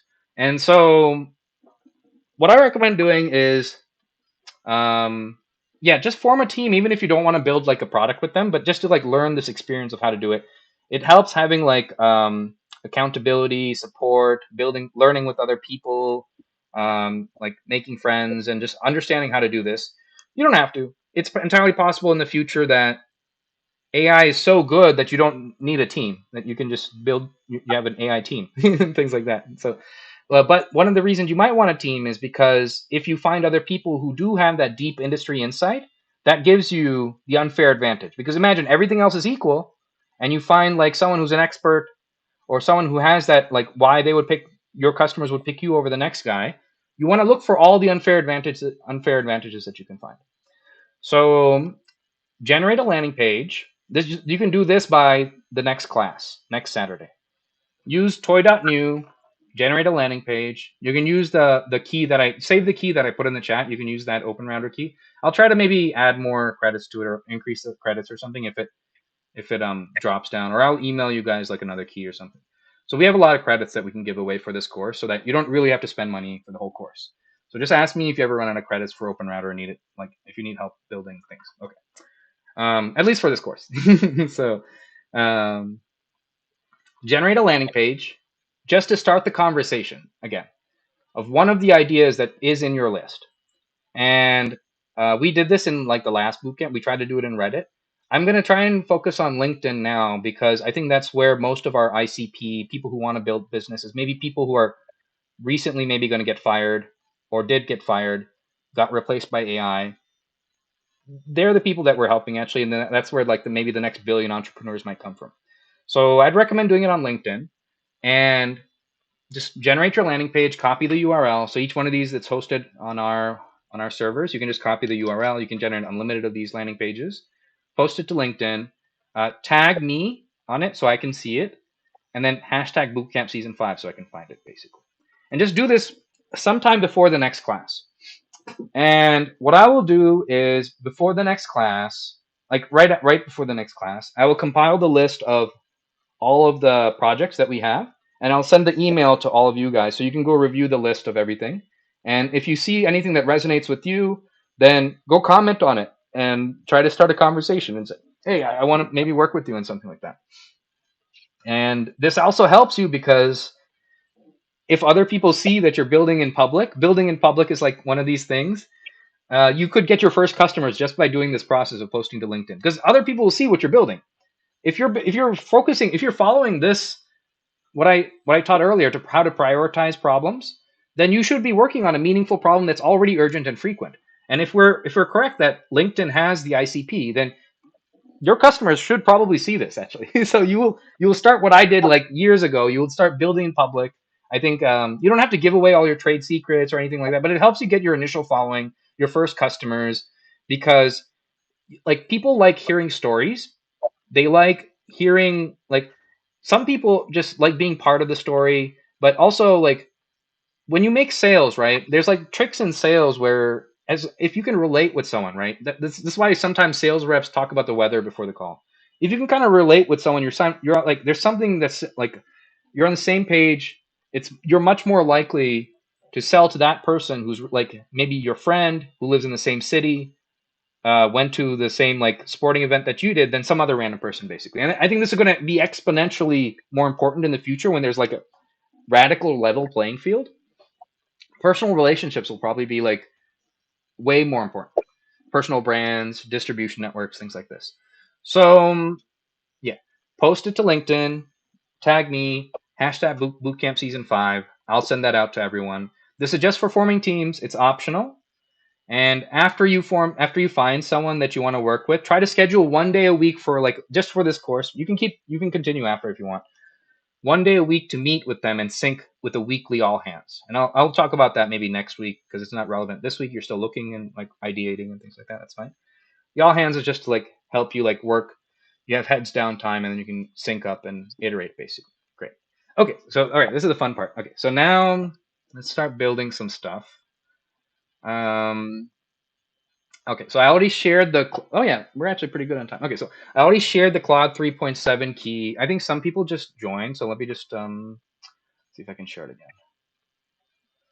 I don't know if they still see it. Edit key. I can make it one. The Bootcamp Season 5 plus 100. Okay, here's a key you can use. To use the key, you just want to install our Chrome extension. There's some UI issues with the Chrome extension. I tried to fix it. Google is reviewing it, but it doesn't seem to like cause like major problems. You should still be able to build and things like that. But you want to let's see, install the Chrome extension, click API keys, and paste it into the API key section. And then if you have issues with like UI issues, just reinstall the Chrome extension. That usually fixes it. And there's an update that Google's reviewing that should also fix that issue. Okay. So yeah, I'll just show you how to add the key again if you haven't, because some people just join like in the middle of the call. So go to toy.new to install it. Download the Chrome extension at the top. Open it on like an actual website. It has to be like a google.com website. Alt S or puzzle piece icon. Click API keys, and like I mentioned earlier, you don't. I recommend not entering these other keys until you figure out you validated like your landing page and you figured out what to build. Then you can go build the backend and all that stuff. It kind of slows you down. Click save, and maybe just refresh more time, and you should be good to go. Okay, cool. And then let's build a few things here just so you can see how I do it. And you should be able to follow along exactly and build exactly what I'm doing actually. Because all I'm doing is like even over the last year, all these amazing things I've been building with like agents based, we've been building like bleeding edge technology, like startup new markets we've been creating basically. I didn't write any of the code. So you can innovate, you can actually you're on the same level of innovation as like a San Francisco startup that just got into Y Combinator, and maybe even better because you have maybe like a decade of experience in something that they don't they wouldn't have because they just got out of college or something. So I think that'll also be an interesting shift in the market. I think like older people with like all the deep industry insight have like this all the prompt engineering knowledge locked in their head. I don't have it. You guys have it actually. So you have this deep industry insight to build these amazing tools that you probably just don't even realize, and you just need to like figure out how to like prompt your way to it. So I'm excited to see what you guys build actually, because like in the last boot camp, there's like some amazing things that I never even expected. People figured out things that I never even thought were possible. Like I had no idea that we could use like we could talk to it, and there's like a text to speech that was free in Chrome and all sorts of cool things. Chrome soon will have Gemini Nano like baked into the like into every single browser, and it's there now. You can enable it, but I wouldn't maybe use it for like a production grade product now. But soon, like the models will also be free, so you can like imagine basically a lot of the frictions and inefficiencies like that led to monopolies and bad markets will disappear, and you can kind of focus on what's like really truly meaningful, helping customers, building things people want, basically. Okay. And like I mentioned earlier, there's like some of these tricks. If you run out of context windows, open router chat is what I go to, and that's like my trick. But other people have their own tricks and things like you can use cursor and VS Code, but I'm just more comfortable with this because I know where all the context tokens and stuff are going in, and I can like prompt it myself very specifically for what I want. This is what I'm comfortable with, and it's so simple. You don't have to like install like a code editor. Like literally, entirely agent space was built using toy.new and the open router chat. Like people don't believe me. So um and you'll see like I'll show the white labels at least maybe how to do what I've been doing, like adding these features, because like I mentioned, this resume campaign, I think someone mentioned it in our last white label meetup last week, and I generated it earlier today. This wasn't a feature yesterday. And let's see what else. What other features? Yeah, you can now add HeyGen avatars. This was all this morning. I think James, who's on the call, he wanted the ability to see like your social account links. All of this didn't exist this morning. I just generated it because I have this wish list of items. I don't write the code. I just go down the wish list and I generate it using these tricks, these basically these processes. So you can build everything I've built actually. Everything that I built was all English, and it was just like listening to customer feedback and generating that prioritized wish list. That's what you will do eventually. Actually, when you figure out and validate a product, you'll have customers asking you for things, and then you can just generate features and things like that. Okay, and then oh yeah, yeah. So so we have a fun little. We're gonna do like a little bit of competition every class. One of the like exciting things of the last few boot camps is there's like a competition basically. So I really like that. Like that little bit of competition does seem to help because people push a little bit harder. I also had a really brilliant professor at BU who he was like, it was an advanced algorithms class, and every class he would actually spend time setting up like a backend server. It must be much easier for him now. Um, to validate, like have us like create algorithms and then compete against each other in like shortest path algorithms, or we even had like an arbitrage algorithm for stock trading that I won. Like I used to win a lot of those actually. Me and my best friend used to win a lot of those, and that was really fun. So I like this way of learning because it's like motivating and like you kind of learn. It kind of tricks people into learning, but it's fun as well. So we have a little bit of a homework. Let me just get back. Let's go a few more best practices, and then I'll go over a bit of the homework. Okay. So the top voted product for today's homework assignment will get a free Agentspace account to grow your brand. Again, you don't need Agentspace. I'm going to teach you how to do all these things manually as well, but it just kind of multiplies and makes it faster for you to grow a brand. And then, like, yeah, these are some of the things I talked about a little, like sporadically over the call. But let me just also share the slides again for new people who just joined. But this is eventually what will happen is you'll run into some of these issues because it's not perfect yet.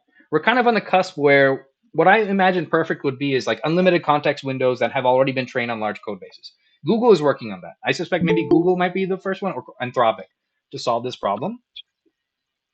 And here are the slides. So here are some of the solutions that work for me to build things like Agentspace and cheat layer. Eventually, when you run out of context limits, there's a problem that happens where models only pay attention to the beginning and end. They don't pay attention in the middle anymore. So they forget things, they leave features out, they break things. You'll see other AI like vibe coders getting really angry and frustrated with this. And yeah, I understand. And so, but there are solutions to this basically. So the solution is each iteration is downloaded. So I talked about this with toy.new. Every single website that we generate is downloaded here. And so you can take the code. So go to open every single website that's downloaded, go view source, go to the last working version. If it ever goes off the rail, right click on the website, go to view source, copy the source, take all of the code. You can do this either in OpenRouter chat or go right back into toy.new. And then open it again. Uh, Open it again, paste in the code, and then add whatever feature you want. So say add a mortgage calculator. And that's it. Okay, so that's one of the tricks if it ever goes off the rails. The other trick that I have to use now is eventually it will actually get the context limits will get too large. If you keep building, eventually like around 100,000 tokens or 200,000 tokens, I've noticed even Gemini 2.5, they haven't trained on large code bases yet, so it just doesn't work. So these are all the bleeding edge tricks that I've used to actually build products that actually work without bugs and things. You're going to have to split it up into smaller context windows somehow. And the trick that seems to work well for me is you can still paste like the 100,000 token project into OpenRouter chat, but then ask it to generate a minimal update that I can drop in or replace a function with to add a pause to agents, for example, like I did this morning. That's literally the same prompt that I used this morning. And it wasn't even that longer than that. It was just like that English and just like one sentence. And I copied our Agentspace code. And this feature didn't exist this like yesterday. You guys know if you've used it. And I let it go, and it generated a function that I could just copy back into the code and replace what it told me what to replace, basically. Maybe I can show you the chat. Let's see. Yeah. So see, save server settings. So I copied the function, and then I just copied and pasted it in the code. So this is a little hairy. It's still not writing the code, but eventually, once you get there, if you get to this point, it's a good problem to have because it means you have customers who are paying you and asking you for these features. Don't go do all this before you validate the idea with a landing page, actually. But once you have customers who are asking you and you want to iterate to what is product market fit, we talked about this in an earlier slide. And product market fit changes literally daily, actually, because the market changes daily. So this is just kind of how things work for now. Maybe in the future, you could just maybe generate like the API and they generate their UIs or something like that. That would be interesting. Okay. And don't integrate like all the other things like Supabase, Stripe, Vercel. Don't integrate all the things you don't need yet, like user accounts. You might think you need user accounts, and yeah, you're correct. If you need people to pay, you do need user accounts. Do it last. Because the hardest parts, you want the model to focus most of its brain power on the riskiest assumption of what you're trying to build. Start with the riskiest assumption after you validate it with the landing page, and then keep adding features like that. And then once you've built it, it works, people are willing to pay you already, then go and integrate the Stripe API keys and all that stuff. So you can actually go here and add an API key and add GitHub Vercel, Stripe, Supabase. And what will happen is everything that you generate will then go sent to, it'll be sent to Vercel. It will have a backend. It will have Supabase for users who can log in. It will have Stripe for Stripe subscriptions. There's like a tutorial on our YouTube that shows you how to set up all the keys and all that stuff. People can actually start paying you, and you can just go launch them. And like that's the final part basically. So you can actually get people to pay you before you go all do all this and things like that. But I think this is, you should do this as a final step. Okay. So all right, now let's do some live mode jam sessions. But if people have to go, let me just quickly talk about the homework. So the homework by tomorrow, so it's due by tomorrow. You don't have, nothing bad is going to happen. I'm not going to fail you guys or anything. There's no grades here. This is for your own benefit actually. So by tomorrow, build a game. I'm going to show you how to do it. Build a game that uses the webcam with toy.new and post it on LinkedIn. Tag me, Bootcamp Season 5, describe the game, add a screenshot and a link to play it. And the best one, the one that we think is like the most innovative, will get a free account for agent. That's like your incentive, the prize, a free account to Agent Space to grow your brand. What we're looking for is things that are like actually fun and like actually creative and interesting, because you can build almost anything. I'm going to show you how to use the webcam and how to use that to build like fun games and stuff like that. But we're starting simple in the first class. By the third class, we'll be building like Salesforce or Slack clones. So it'll be a little bit harder, but it's still not harder. It's just still just everything is English actually. But we want to ramp up because I understand people have all like people are on a also on a spectrum of understanding and technical ability, and really we can all be on the same level playing field. We should be by the end of 4 weeks. We should all be able. You should be able to generate everything I can generate because you'll see how I'm doing it. Like just like I showed you today, these prompts. If you go back and look at the top of this prompt, I'll show you. They're all little simple English things where I just copy paste the code and I ask it to generate whatever wish list feature I imagine I want. And see, update this to add the following features. This was the entire prompt. It's all English. Me asking it to add a pause button for the campaign. You can kind of see behind the curtain. There's nothing. That's the only part I wrote. I copy pasted all the rest of the stuff. So I'm not joking that we should all be on the same level playing field. You should be able to generate the most like innovative products that you can imagine. But that's not the hard part. The hard part is usually actually picking the right idea and like prioritizing something that's meaningful to you, following this testing framework, so you don't waste like the next 7 years going down the wrong path and getting nothing out of it later. Okay, so homework that's due by tomorrow, and who you don't have to do it, but if you do it, I'll give like the best, most innovative project free access, a free agent. If you already have access, we'll upgrade your account or something. And this is just to get started. Okay. So that game, I generated that game like a few minutes before class. It's actually kind of fun. So hold on, let me see if I. Oh, it does have my webcam. Okay, cool, cool. I'll generate another one like this, but I just want to show you like what I did. So so I didn't expect this to be actually be like hard and fun. Let me post the link in the chat. You can play with me. Okay. Okay. Whoop. And I've noticed like some of these games, if you go look at Twitter and you follow like the build in public um, movement and stuff, these kinds of games that like use webcams and interesting things, they tend to go viral. So if you do this, you could go viral and you could start your build in public journey and get your first customers who are interested in what you're building. It doesn't have to be a product. They're just interested in who you are. They understand who you are. They know you can build cool things, and like you might actually build something innovative that I never even imagined was possible, because that's already happened twice um, in our older boot camps. Oh yes, this is actually hard. That's why it's kind of fun, I think. Okay, it's hard to build games that are fun, but this kind of it happened randomly, so that that was interesting. Okay, so let's build a few things. Let's do a few things here. Okay.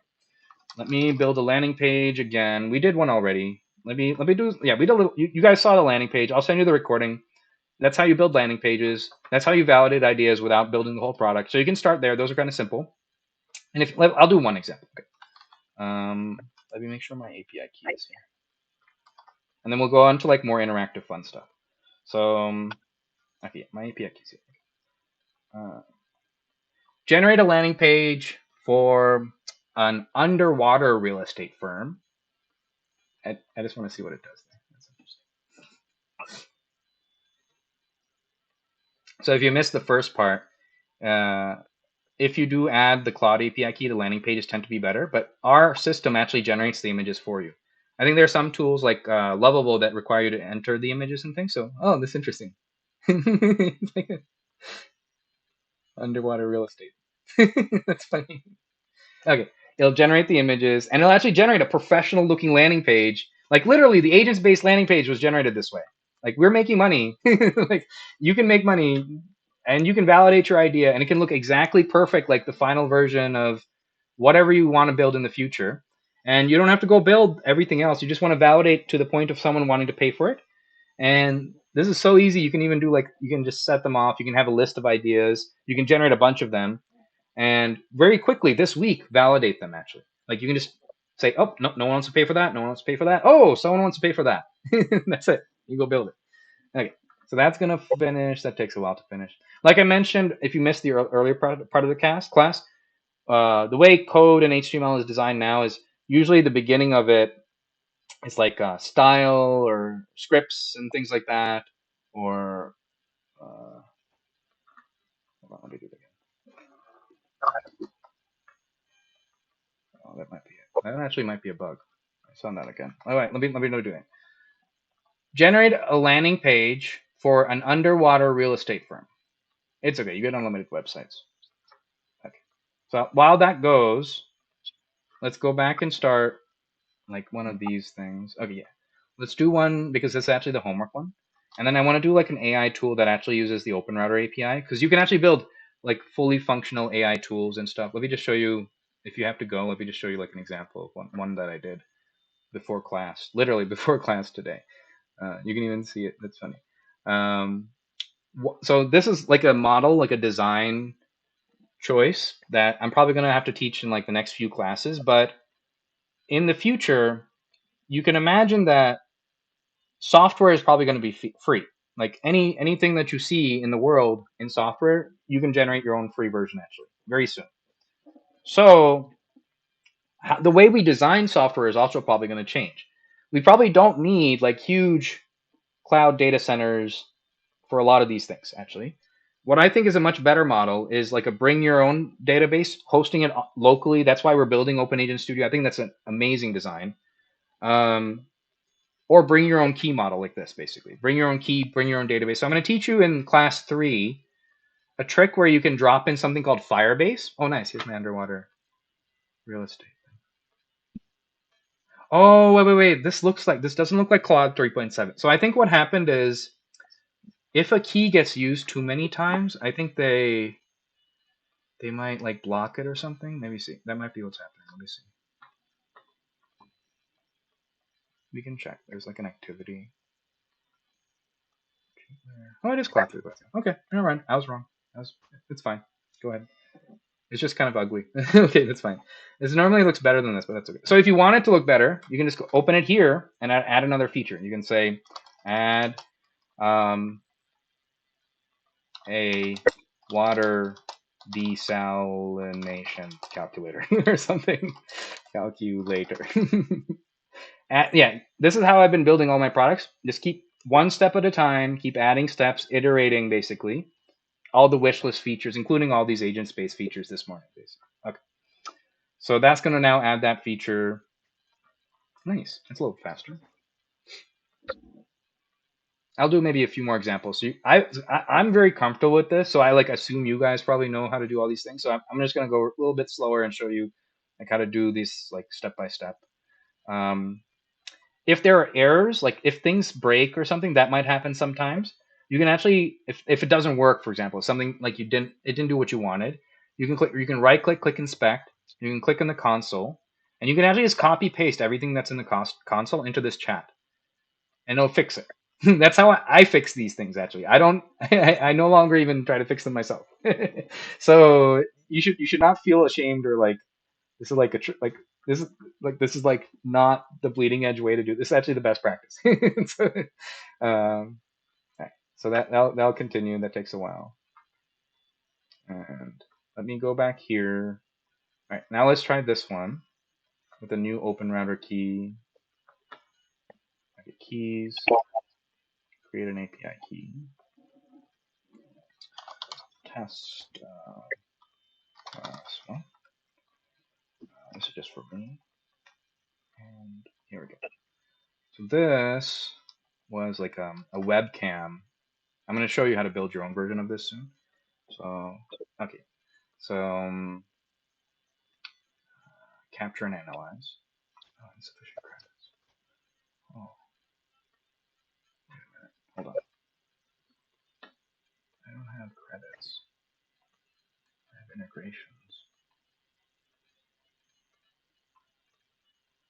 Let me see.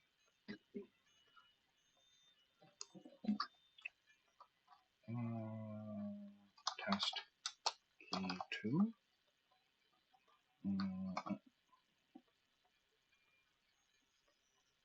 Oh, okay. What I'll do is I'll generate a new one for you, maybe. Okay, let me generate a new one because I have unlimited credits for certain models, so like Gemini models and things like that. Oh, can I select it here? Oh, I can do. Okay, yeah, I can try that. Okay, let's try this. Hold on. Okay.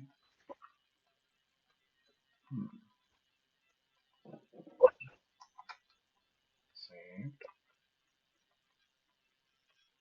No. Hold on.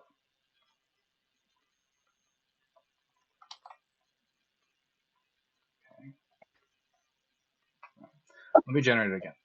So generate a game using the webcam. So let me show you how I built this one. Let's do the webcam game first. Then I'll do an AI tool game.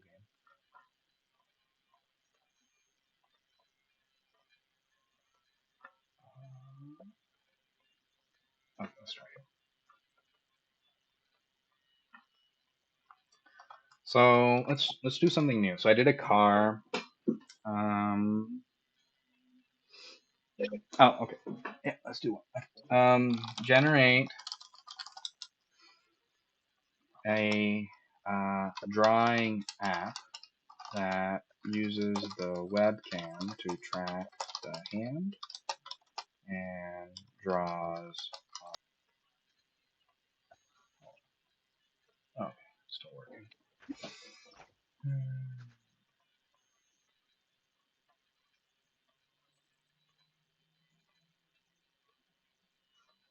Well, that's going. I'll do it. Ah, okay. Capture image. Oh no, no, the credentials. Okay, let's add. Allow the user to enter their API key.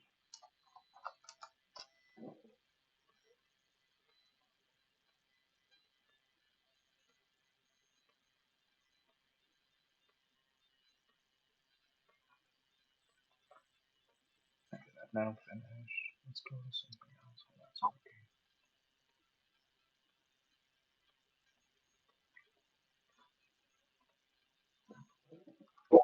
Okay. Let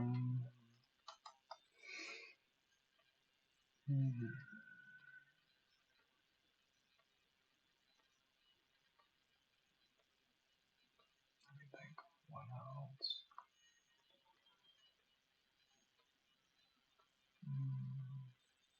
Oh yeah. So that's an AI tool. Let me put this prompt here.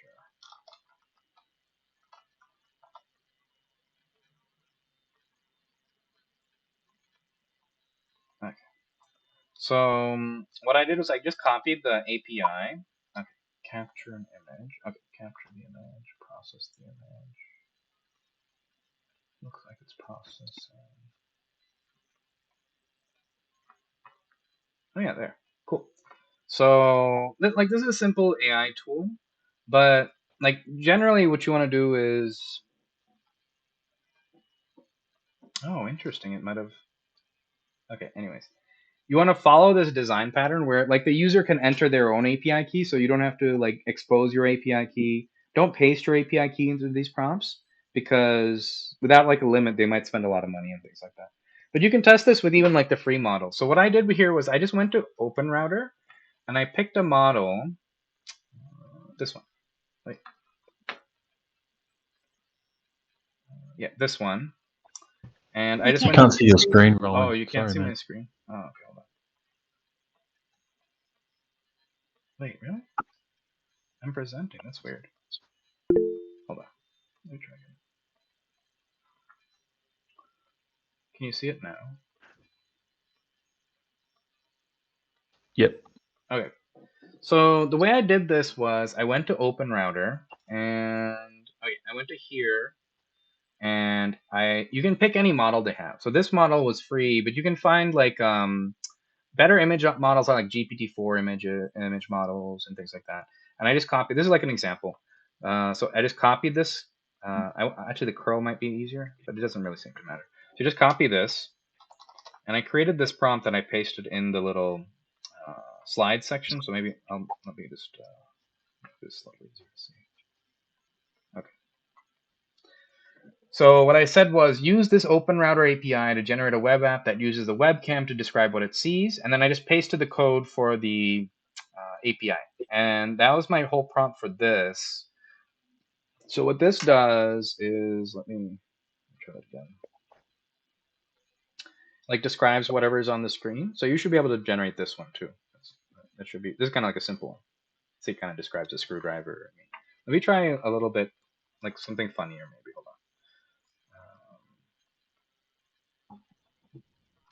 on. Okay, let's do another one like that. Because this uses a webcam. These are like for the homework, so maybe this examples of like the homework. So let's do a funny one. So generate web that uses this API. So this pattern is for like AI tools, which might be like a lot of the use cases actually. So you can generate these AI tools, but just be mindful of the design where you ask the user to enter their API key, so you don't publish your API key. Use this API to create a web app that roasts what it sees. I mean, it's funny, on the webcam and speaks it out. I think that might be interesting too. Okay, so let me paste in the same API that I just used at the end of that prompt. Or it can be in the beginning, that's fine. Okay, and let's run that one. So these are like the examples for the homework, basically. Webcam examples and stuff like that. Roast me. Nice.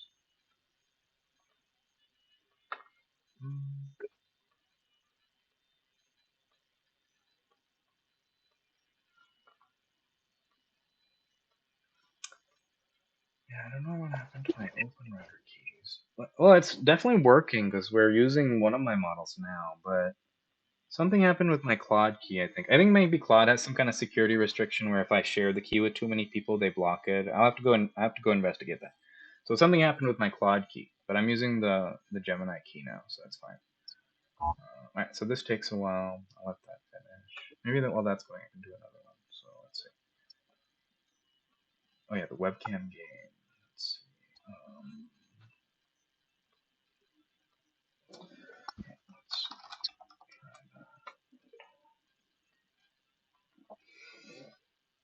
that. Okay, cool.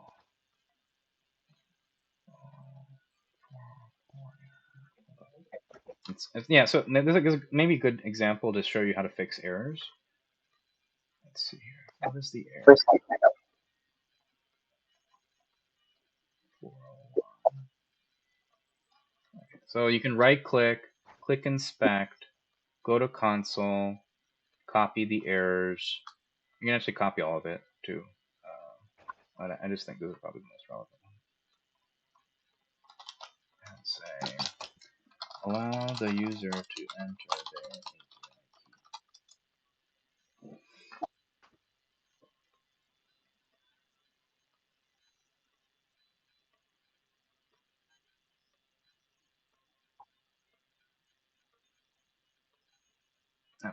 webcam to update. Yeah, I'll do a webcam one bit while that's going. So let's do another one.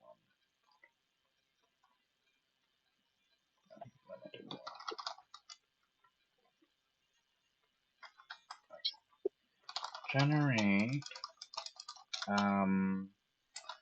game that takes the webcam and projects it to a cube in 3D. Okay.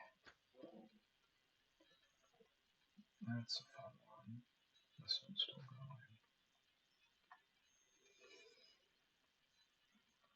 Oh, what is all this stuff? Okay, let me see if it works. Open router key.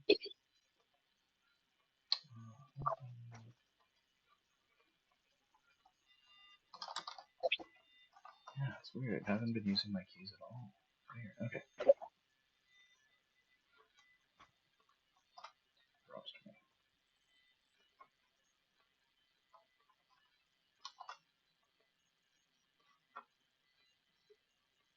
Here's a roast. I guess the artist who made that painting of the Buddha made a time capsule or something. Maybe he forecasted that one day. If you can hear it, hold on. Failed science experiment, and a headphone that says, I'm a try-hard gamer, but I also really into meditation.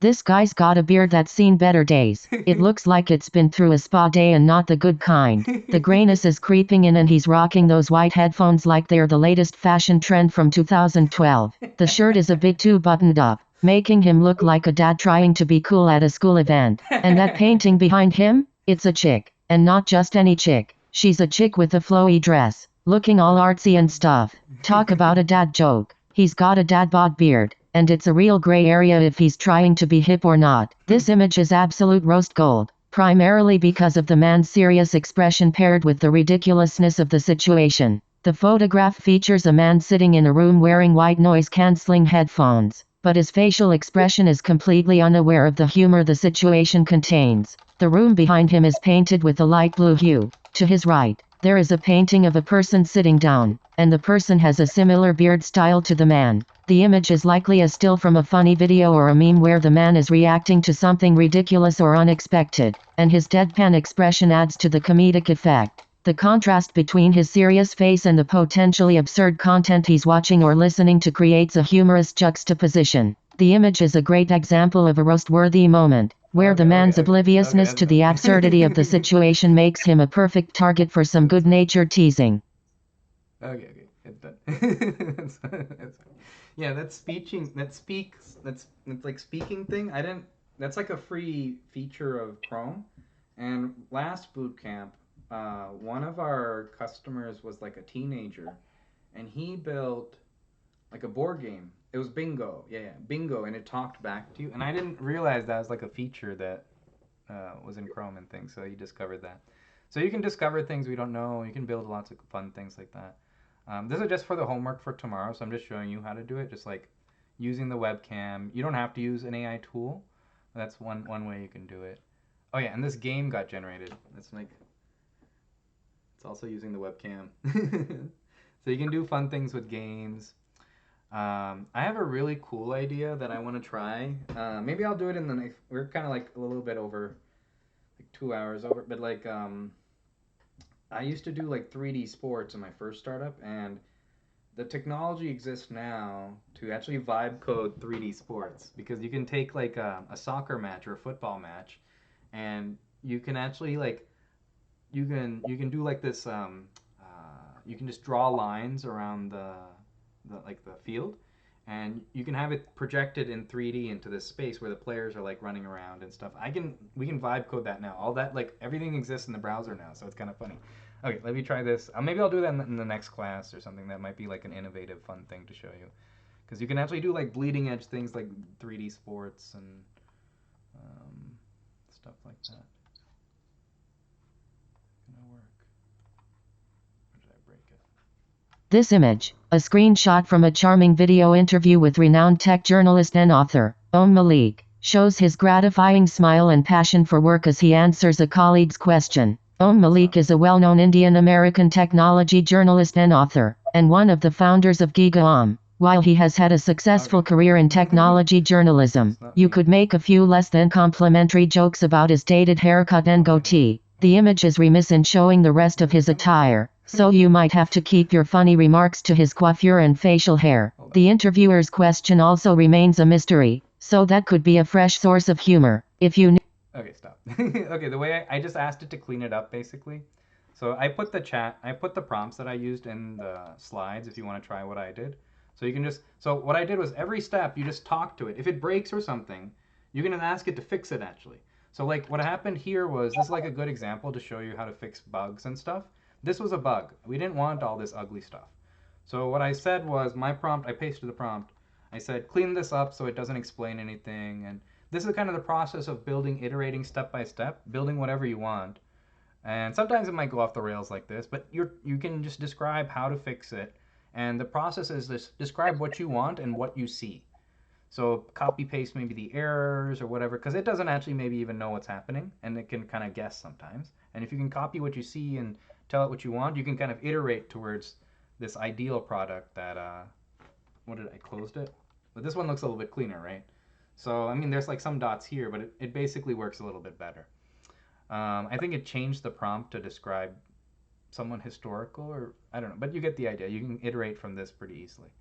So, okay, let me do maybe one more game. So this is all just extra stuff. You don't have to stick around. We're at the end of the class, so if you have to bounce, that's fine. I'll send you the recording, and I have to figure out something that happened with my open router key. It's not actually using Claude unless you. I think you like. I don't think I can share my open router key, or it blocks it. If I don't know, maybe there's like some security, because it was working this morning. So as soon as I shared it, it stopped working. That's funny. I'll have to investigate. It could be that, or it could be some other issue or something. But you don't have to actually even enter the open router key. This was all without the open router key. So even the Gemini 2.5 model is pretty good. It just takes longer to get what you want typically. You just have to take more steps and keep asking it. But it's the same exact process. You can actually, I'm pretty confident you can get to the exact same product from both models. It's just I'm sure with the default model, it just takes way more steps actually. Open router is kind of faster. So yeah, if you have your own open router key, I highly recommend just using that. It's like even has $5 or something. I want to try and do it something nice for you guys, but it won't let me. Sorry.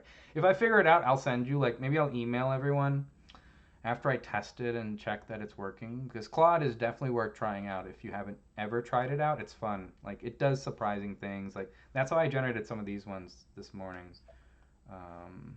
You can check the outputs of these ones, like the game here. This game was with Claude, and yeah, this tool was also with Claude. Vision camera. See, it's cleaner, right? It just looks cleaner. It's just faster. It's a little bit better. So you don't have to. It's just better. Okay. And then, all right, let me do. Maybe let's try one more thing if we have time. Yeah. Yeah. Here's a webcam. So this is not really a game. So let me see. Let's try something. I don't know. I'm just guessing right now, so I don't know if this will actually work. Let's see. Update this to add hand tracking and allow the hand to control the direction the cube bounces around the screen. I don't know if that'll work. We'll try it. We're vibe coding now. Okay,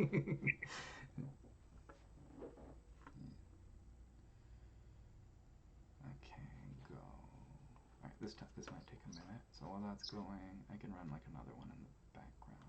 Let's see here. I can just do another landing page example. So generate a landing page for sales agents for car dealerships. I know one of our customers here on the call is a car salesman. So that might be you might have deep industry insight in like car sales, and there might be like frictions or problems that you noticed over the next week that would give you that competitive edge over the next guy. So I would focus on that, and you can generate like a really nice looking landing page. This is still using the Gemini model. It's kind of not that bad, but it's I recommend doing the open router thing if you can. I think this one finished. Hold on. I don't know if it's working. I'm gonna have to like close some of these. Let's see. Okay, try this again. Maybe it broke. Let's see. Okay. There's some kind of error here. Let me show you maybe how to fix this. Okay.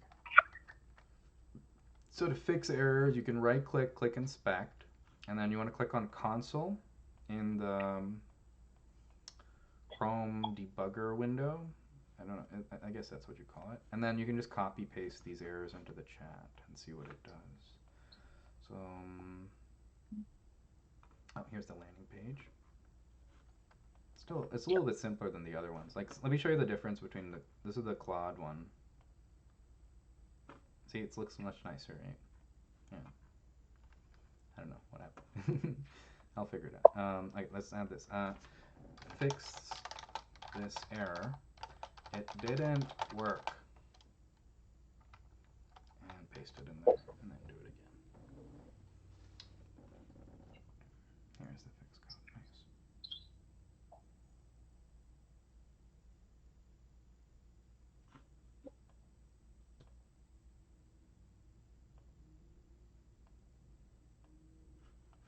Wait a minute. Oh, I think I did it on the wrong one. Okay, hold on. Where was that page? All right, let me just do another webcam one. That's the last one I want to do. Is just one more webcam example, and then I'll let you guys go. Okay. Alt S. Okay. Let's see. What would be fun?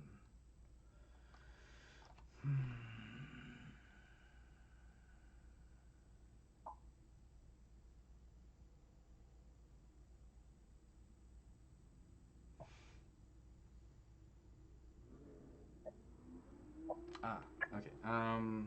No, that's really complicated. Okay, let's do something simpler. Yeah, just rebuilt the roasting one. Yeah, use the webcam to generate a 3D space shooter game, and the hand controls where the ship is while it keeps shooting constantly. Okay, I think that should be fine.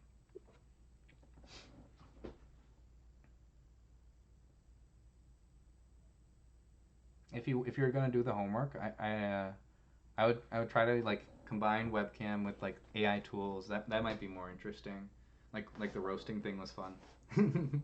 Or yeah, whatever you can imagine. I'm sure you guys can think of some stuff. So after this, I'll go back and answer questions.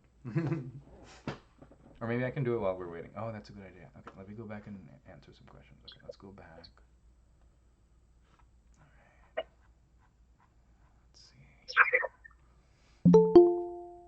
If anyone has any questions about how you prioritize, like if you don't understand how to prioritize ideas, or you just want to talk about like what you might work on, we can do that now after I answer the questions and stuff. Just let me know at the end. Add your question at the end. I'll like get to it. One sec. I'm a business. I'm recording. Oh, these are all assistants. Ooh.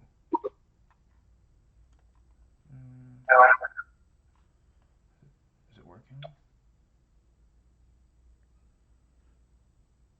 What is that?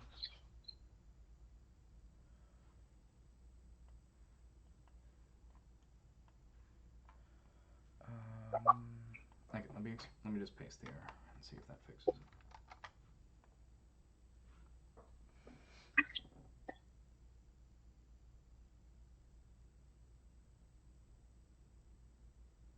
Alright, that goes.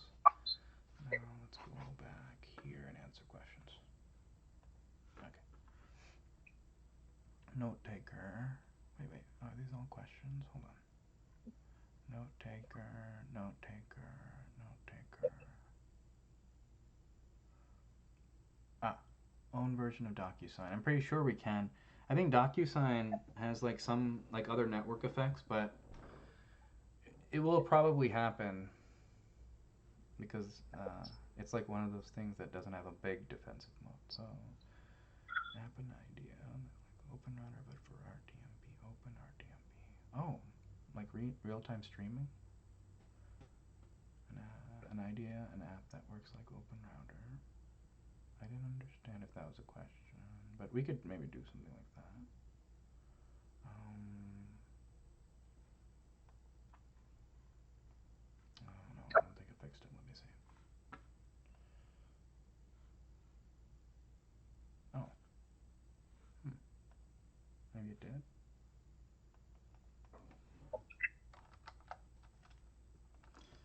That doesn't seem to work. Oh, maybe it needs the webcam. Try that again. No. Okay. That doesn't seem to work. Make it use the webcam and draw the game. Alright, keep going there, buddy. And then we'll go back here. Continue. Oh yeah, most of these are screen sharing. I don't think there were a lot of questions actually. Okay. Are you supposed to be screen? Okay, I forgot to share. Okay, building your own tools around. Yep, we'll talk that in class 3. We'll go over building our own tools. Oh yeah, sorry about not sharing my screen. Can't see your screen share. Oh, you couldn't see it. Oh no.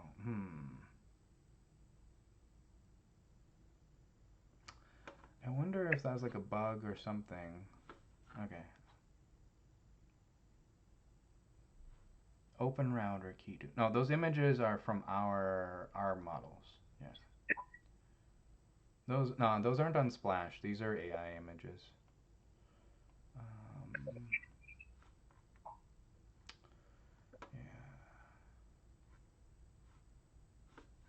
Okay. Let's go here. Yeah, we were using the GPT-4o Studio Ghibli thing before. Oh, it's using the camera now.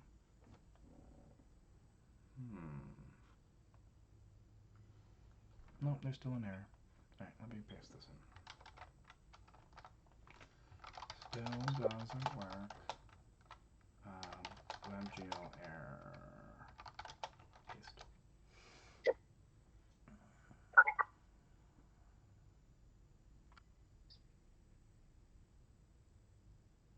Okay, questions. No, it's not saving to Vercel. I don't recommend adding Vercel keys or any of that stuff until probably like class 3. Because it's easier to iterate faster.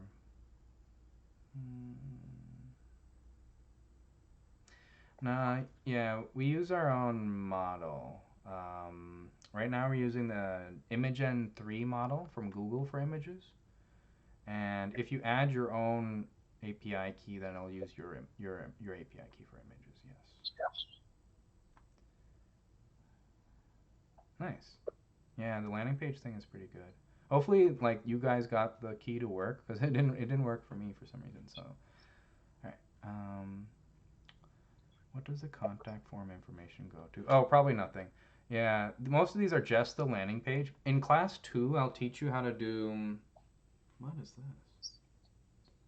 Went off the rails. Okay, so if it goes off the rails, you want to go back to, like, the last working version. But this never had a working version, so I'll just start from scratch. That's fine. Let's see. Let me start from a clean thing. I want one more webcam thing to work. Let's see. Generate. Let me see. Just clear this out. Toy.new.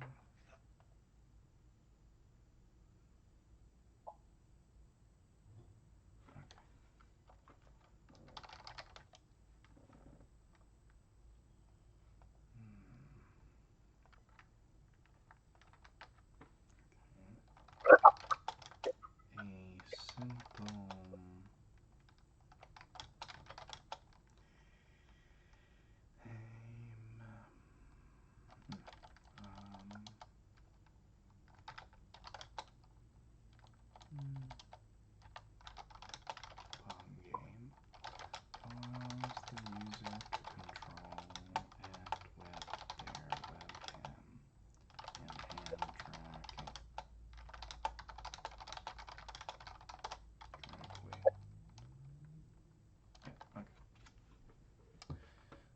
questions.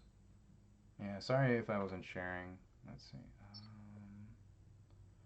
In my side, it looked like it was sharing, so it might have been like an internet issue. Let's see. Okay. Note taker.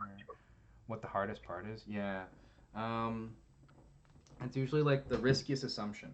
So what I mean by that is you have to kind of think about this mindfully and objectively. The riskiest assumption in general is will they pay for it? But in the product, it's usually like the webcam or the hard technical part of it. It's not usually like the UI or like the landing page stuff and all that stuff. The riskiest assumption is when you're getting to the MVP, it's usually like some kind of hard like API integration that you're not sure might work or something that like we're iterating right now with this, for example. So that's why I'm starting with this part, the hand tracking and stuff like that. That's the riskiest assumption in this case. Whoa. Oh, oh, it works. Cool. Nice. Whoa. Oh, this is better than the last one. Okay. Yeah. I'll paste in the chat. You can play with it if you want. But you get the idea. So this is it's so weird. It's actually pretty good. I can't win. Interesting. Okay, I'm gonna see if you can beat this. This is really hard. Alright, that's the last demo. Okay, let's try. Okay. Tip. Play around with asking to make a style of a movie you love. I've seen quite. Oh, interesting. Yeah. You guys, or maybe use that for like the homework and you might win if you can find something cool. I want to do, yeah, like I want to try like 3D sports, like a video editor.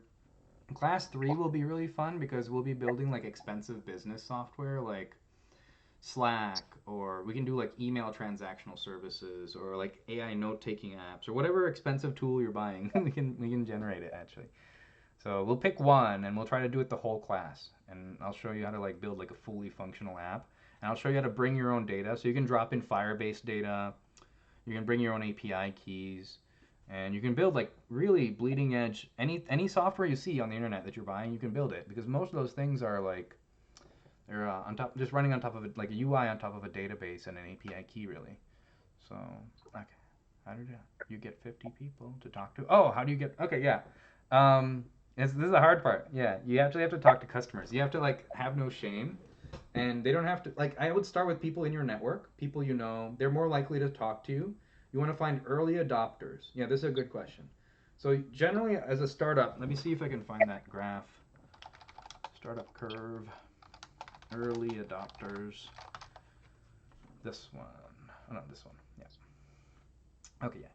So yeah, so the idea is that some of the later adopters, like, will be like the majority of your customers, but they won't want to use the MVP version, or they're typically not early adopters. They don't like testing new things. They like to wait till other people use it and things like that. So early adopters are usually your friends, people in your network, people who trust you already. They'll just try it, or tinkers. You can find a lot of early adopters on Product Hunt and things like that. AI tinkers, newsletters. That's one way to reach early adopters. But what you in this case you don't want to do like scalable things. You want to actually go to your network first. And once you exhaust your network, then you just go out and talk to like other people from friends of friends. So you try to get your friends to introduce you to other people who are in the target market that you're trying to build the product for. Basically, that's the key part. So this is hard actually.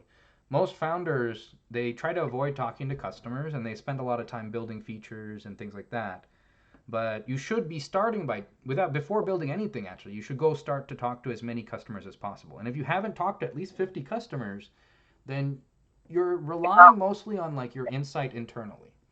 And I can understand the reason you might want to do that, but it's kind of like an arrogant view because what I mentioned like earlier, one person can't predict the market. I can't predict the market. And so for me to understand what the market actually needed for Agent Space, we had to talk to like hundreds of customers. And it took probably years of insight actually to get to what everything that we figured out. So to figure out the underlying truth of the market, imagine that there's like a bunch of customers here And the truth of the market is actually somewhere down here, like under the customers. To get to the truth of the market, you kind of have to go through those customers. There's no other way. And you have to like ask them meaningful questions. There's like a book called The Mom Test. Your mom will probably always say things like are nice and things for you, but um, you want to ask targeted questions so that they're actually like figuring out the root problem that the customers have, and then that root problem that you figure out after you talk to like 50 people, you'll notice there's maybe some commonalities. Maybe there one person, a couple other people are having like issues with building websites or something like that. But after you talk to like 50 people, maybe the issue is that they're just having trouble building professional, nice looking websites. And to solve that problem, you just need to integrate like the best image generator or something to solve that problem. This is just an example. So it's typically something like that. It's usually not, you're not lucky enough that someone will tell you, sometimes it happens, that someone will tell you exactly what you want to build. Usually you need to understand after talking to like 50 people. Yeah, that's a good question. Let's see. Oh, you guys built some things? Hold on. Oh, no. Okay, these are, okay. Is it possible that extension breaks? Oh yeah, there is some UI issue in the extension, but Google is reviewing the update. We have to view for. So if that happens, just reinstall the extension and it should be fine. Oh, thanks.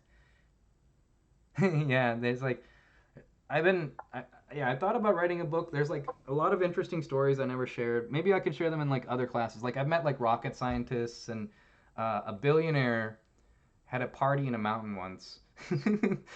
I've had some interesting, crazy experience. What are the other cool things? I met Leslie Moonves.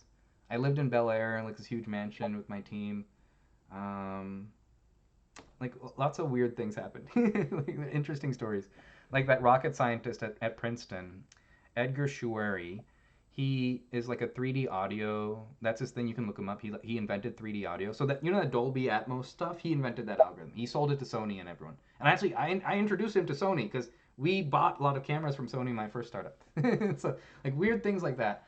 And when I went to meet him, it was raining in Princeton, and I had to hold up like umbrellas above. I put up Sony 305 cameras, and I hooked them up to my computer, and I did a demo, and I ingratiated myself to him enough because I was just holding up cameras and like umbrellas in the rain, and so I think he felt bad for me. That's why he helped me, but he let us use his 3D audio technology in our demos, and that helped us raise our first 3.2 million. And so we took his 3D audio technology, we went to Bel Air, we set up this like soundproof room in Bel Air with 3D audio, and that was really exciting. Um, yes, let's form a team. Yes, so yeah, to form teams, just post a landing page or an MVP to LinkedIn to start the conversation of what you're interested in based on your prioritized list.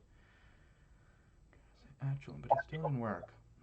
Tried to say him to add. Oh yeah, to get images, ask it to generate a landing page. Then it'll generate images. Yeah. And it's actually AI images, so you can kind of guide the context of the images if you in the prompt. It'll generate like if you ask a robot chef, that example that was actually an AI image. That robot chef, did I have that in here? Yeah, this was actually an AI image. It's on toy.new, and it's using the Google image gen imagers, and we have like a lot of credits with that, so that's why it's free for now. But there's rate limits. It'll eventually stop you. It's 100% free, but there's like a daily rate limit that's pretty generous right now, so you should be able to have fun with it and at least generate your MVP. And I'll try to figure out a way to. I'll try to figure out a way to get you guys the Claude 3.7 access because that's definitely way faster. Okay, hold on. Let's see. Can an existing product we want relaunch, rebrand? Yes. You can like copy like if you don't like some features, or a cool thing you can do is go look at like reviews or Reddit and see where people are having frustration with existing tools, and then fix it. Like, let's generate the fix. Go and do that. Yeah, that's one thing you can do. This has the ability to take a screenshot. The Chrome extension actually takes a screenshot of the website. So you can go to another website and say generate a UI that looks like this, and you can clone other websites. That's one thing I didn't have time to show you, but I can show you. Like there's an Amazon clone that's pretty good. You can ask it to make clones of websites. You can ask it to make clones of well-known products. In fact, it might even just know how to do it. This Amazon clone was really good. This is like AI generated. I had no idea. It's kind of I don't even know where it got the images. Like I didn't even ask it to do all this. It's like this was definitely the Claude model. I think if you try to do this with the Gemini model, it's not as good, but yeah, Claude is really good at this, especially cloning websites. How did it work?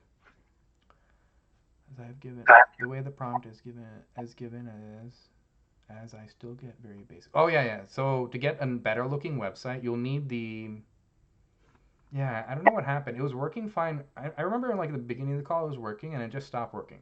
So I think what happened is like they blocked me for sharing the key or something happened. So I'll figure that out. I'll give you a key to test it out yourself. But you want the Open Router key. Go to Open Router, create a key, and then add it to the extension like I was showing earlier. And that gives you the better quality websites. Yeah. Oh, it worked. Nice. Nice. Yeah. See, these are all AI images actually.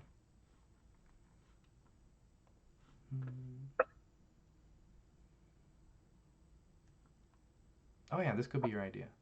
Yeah, post it to LinkedIn, and what I'll do is if you post it to LinkedIn, I'll send an email to everyone who was invited to this call, and then so you get the list of all the projects, and then you can look at who to work with and things like that. Yeah, I remember iToy. Yeah. Oh yeah, this is me. Uh, yeah, that was really fun. Like that was a one-shot thing. I didn't expect it to be like a fun game. Like some of these are actually fun games. It's interesting. Oh, you fixed it? Oh, okay, it worked for you. Nice. You fixed it. Oh, cool. You fixed it too. Nice. Well, hold on. All right, it's not working for me, but maybe you fixed it. Okay. Oh yeah. Yeah, I appreciate that. Yeah. I'm just reading the comments now.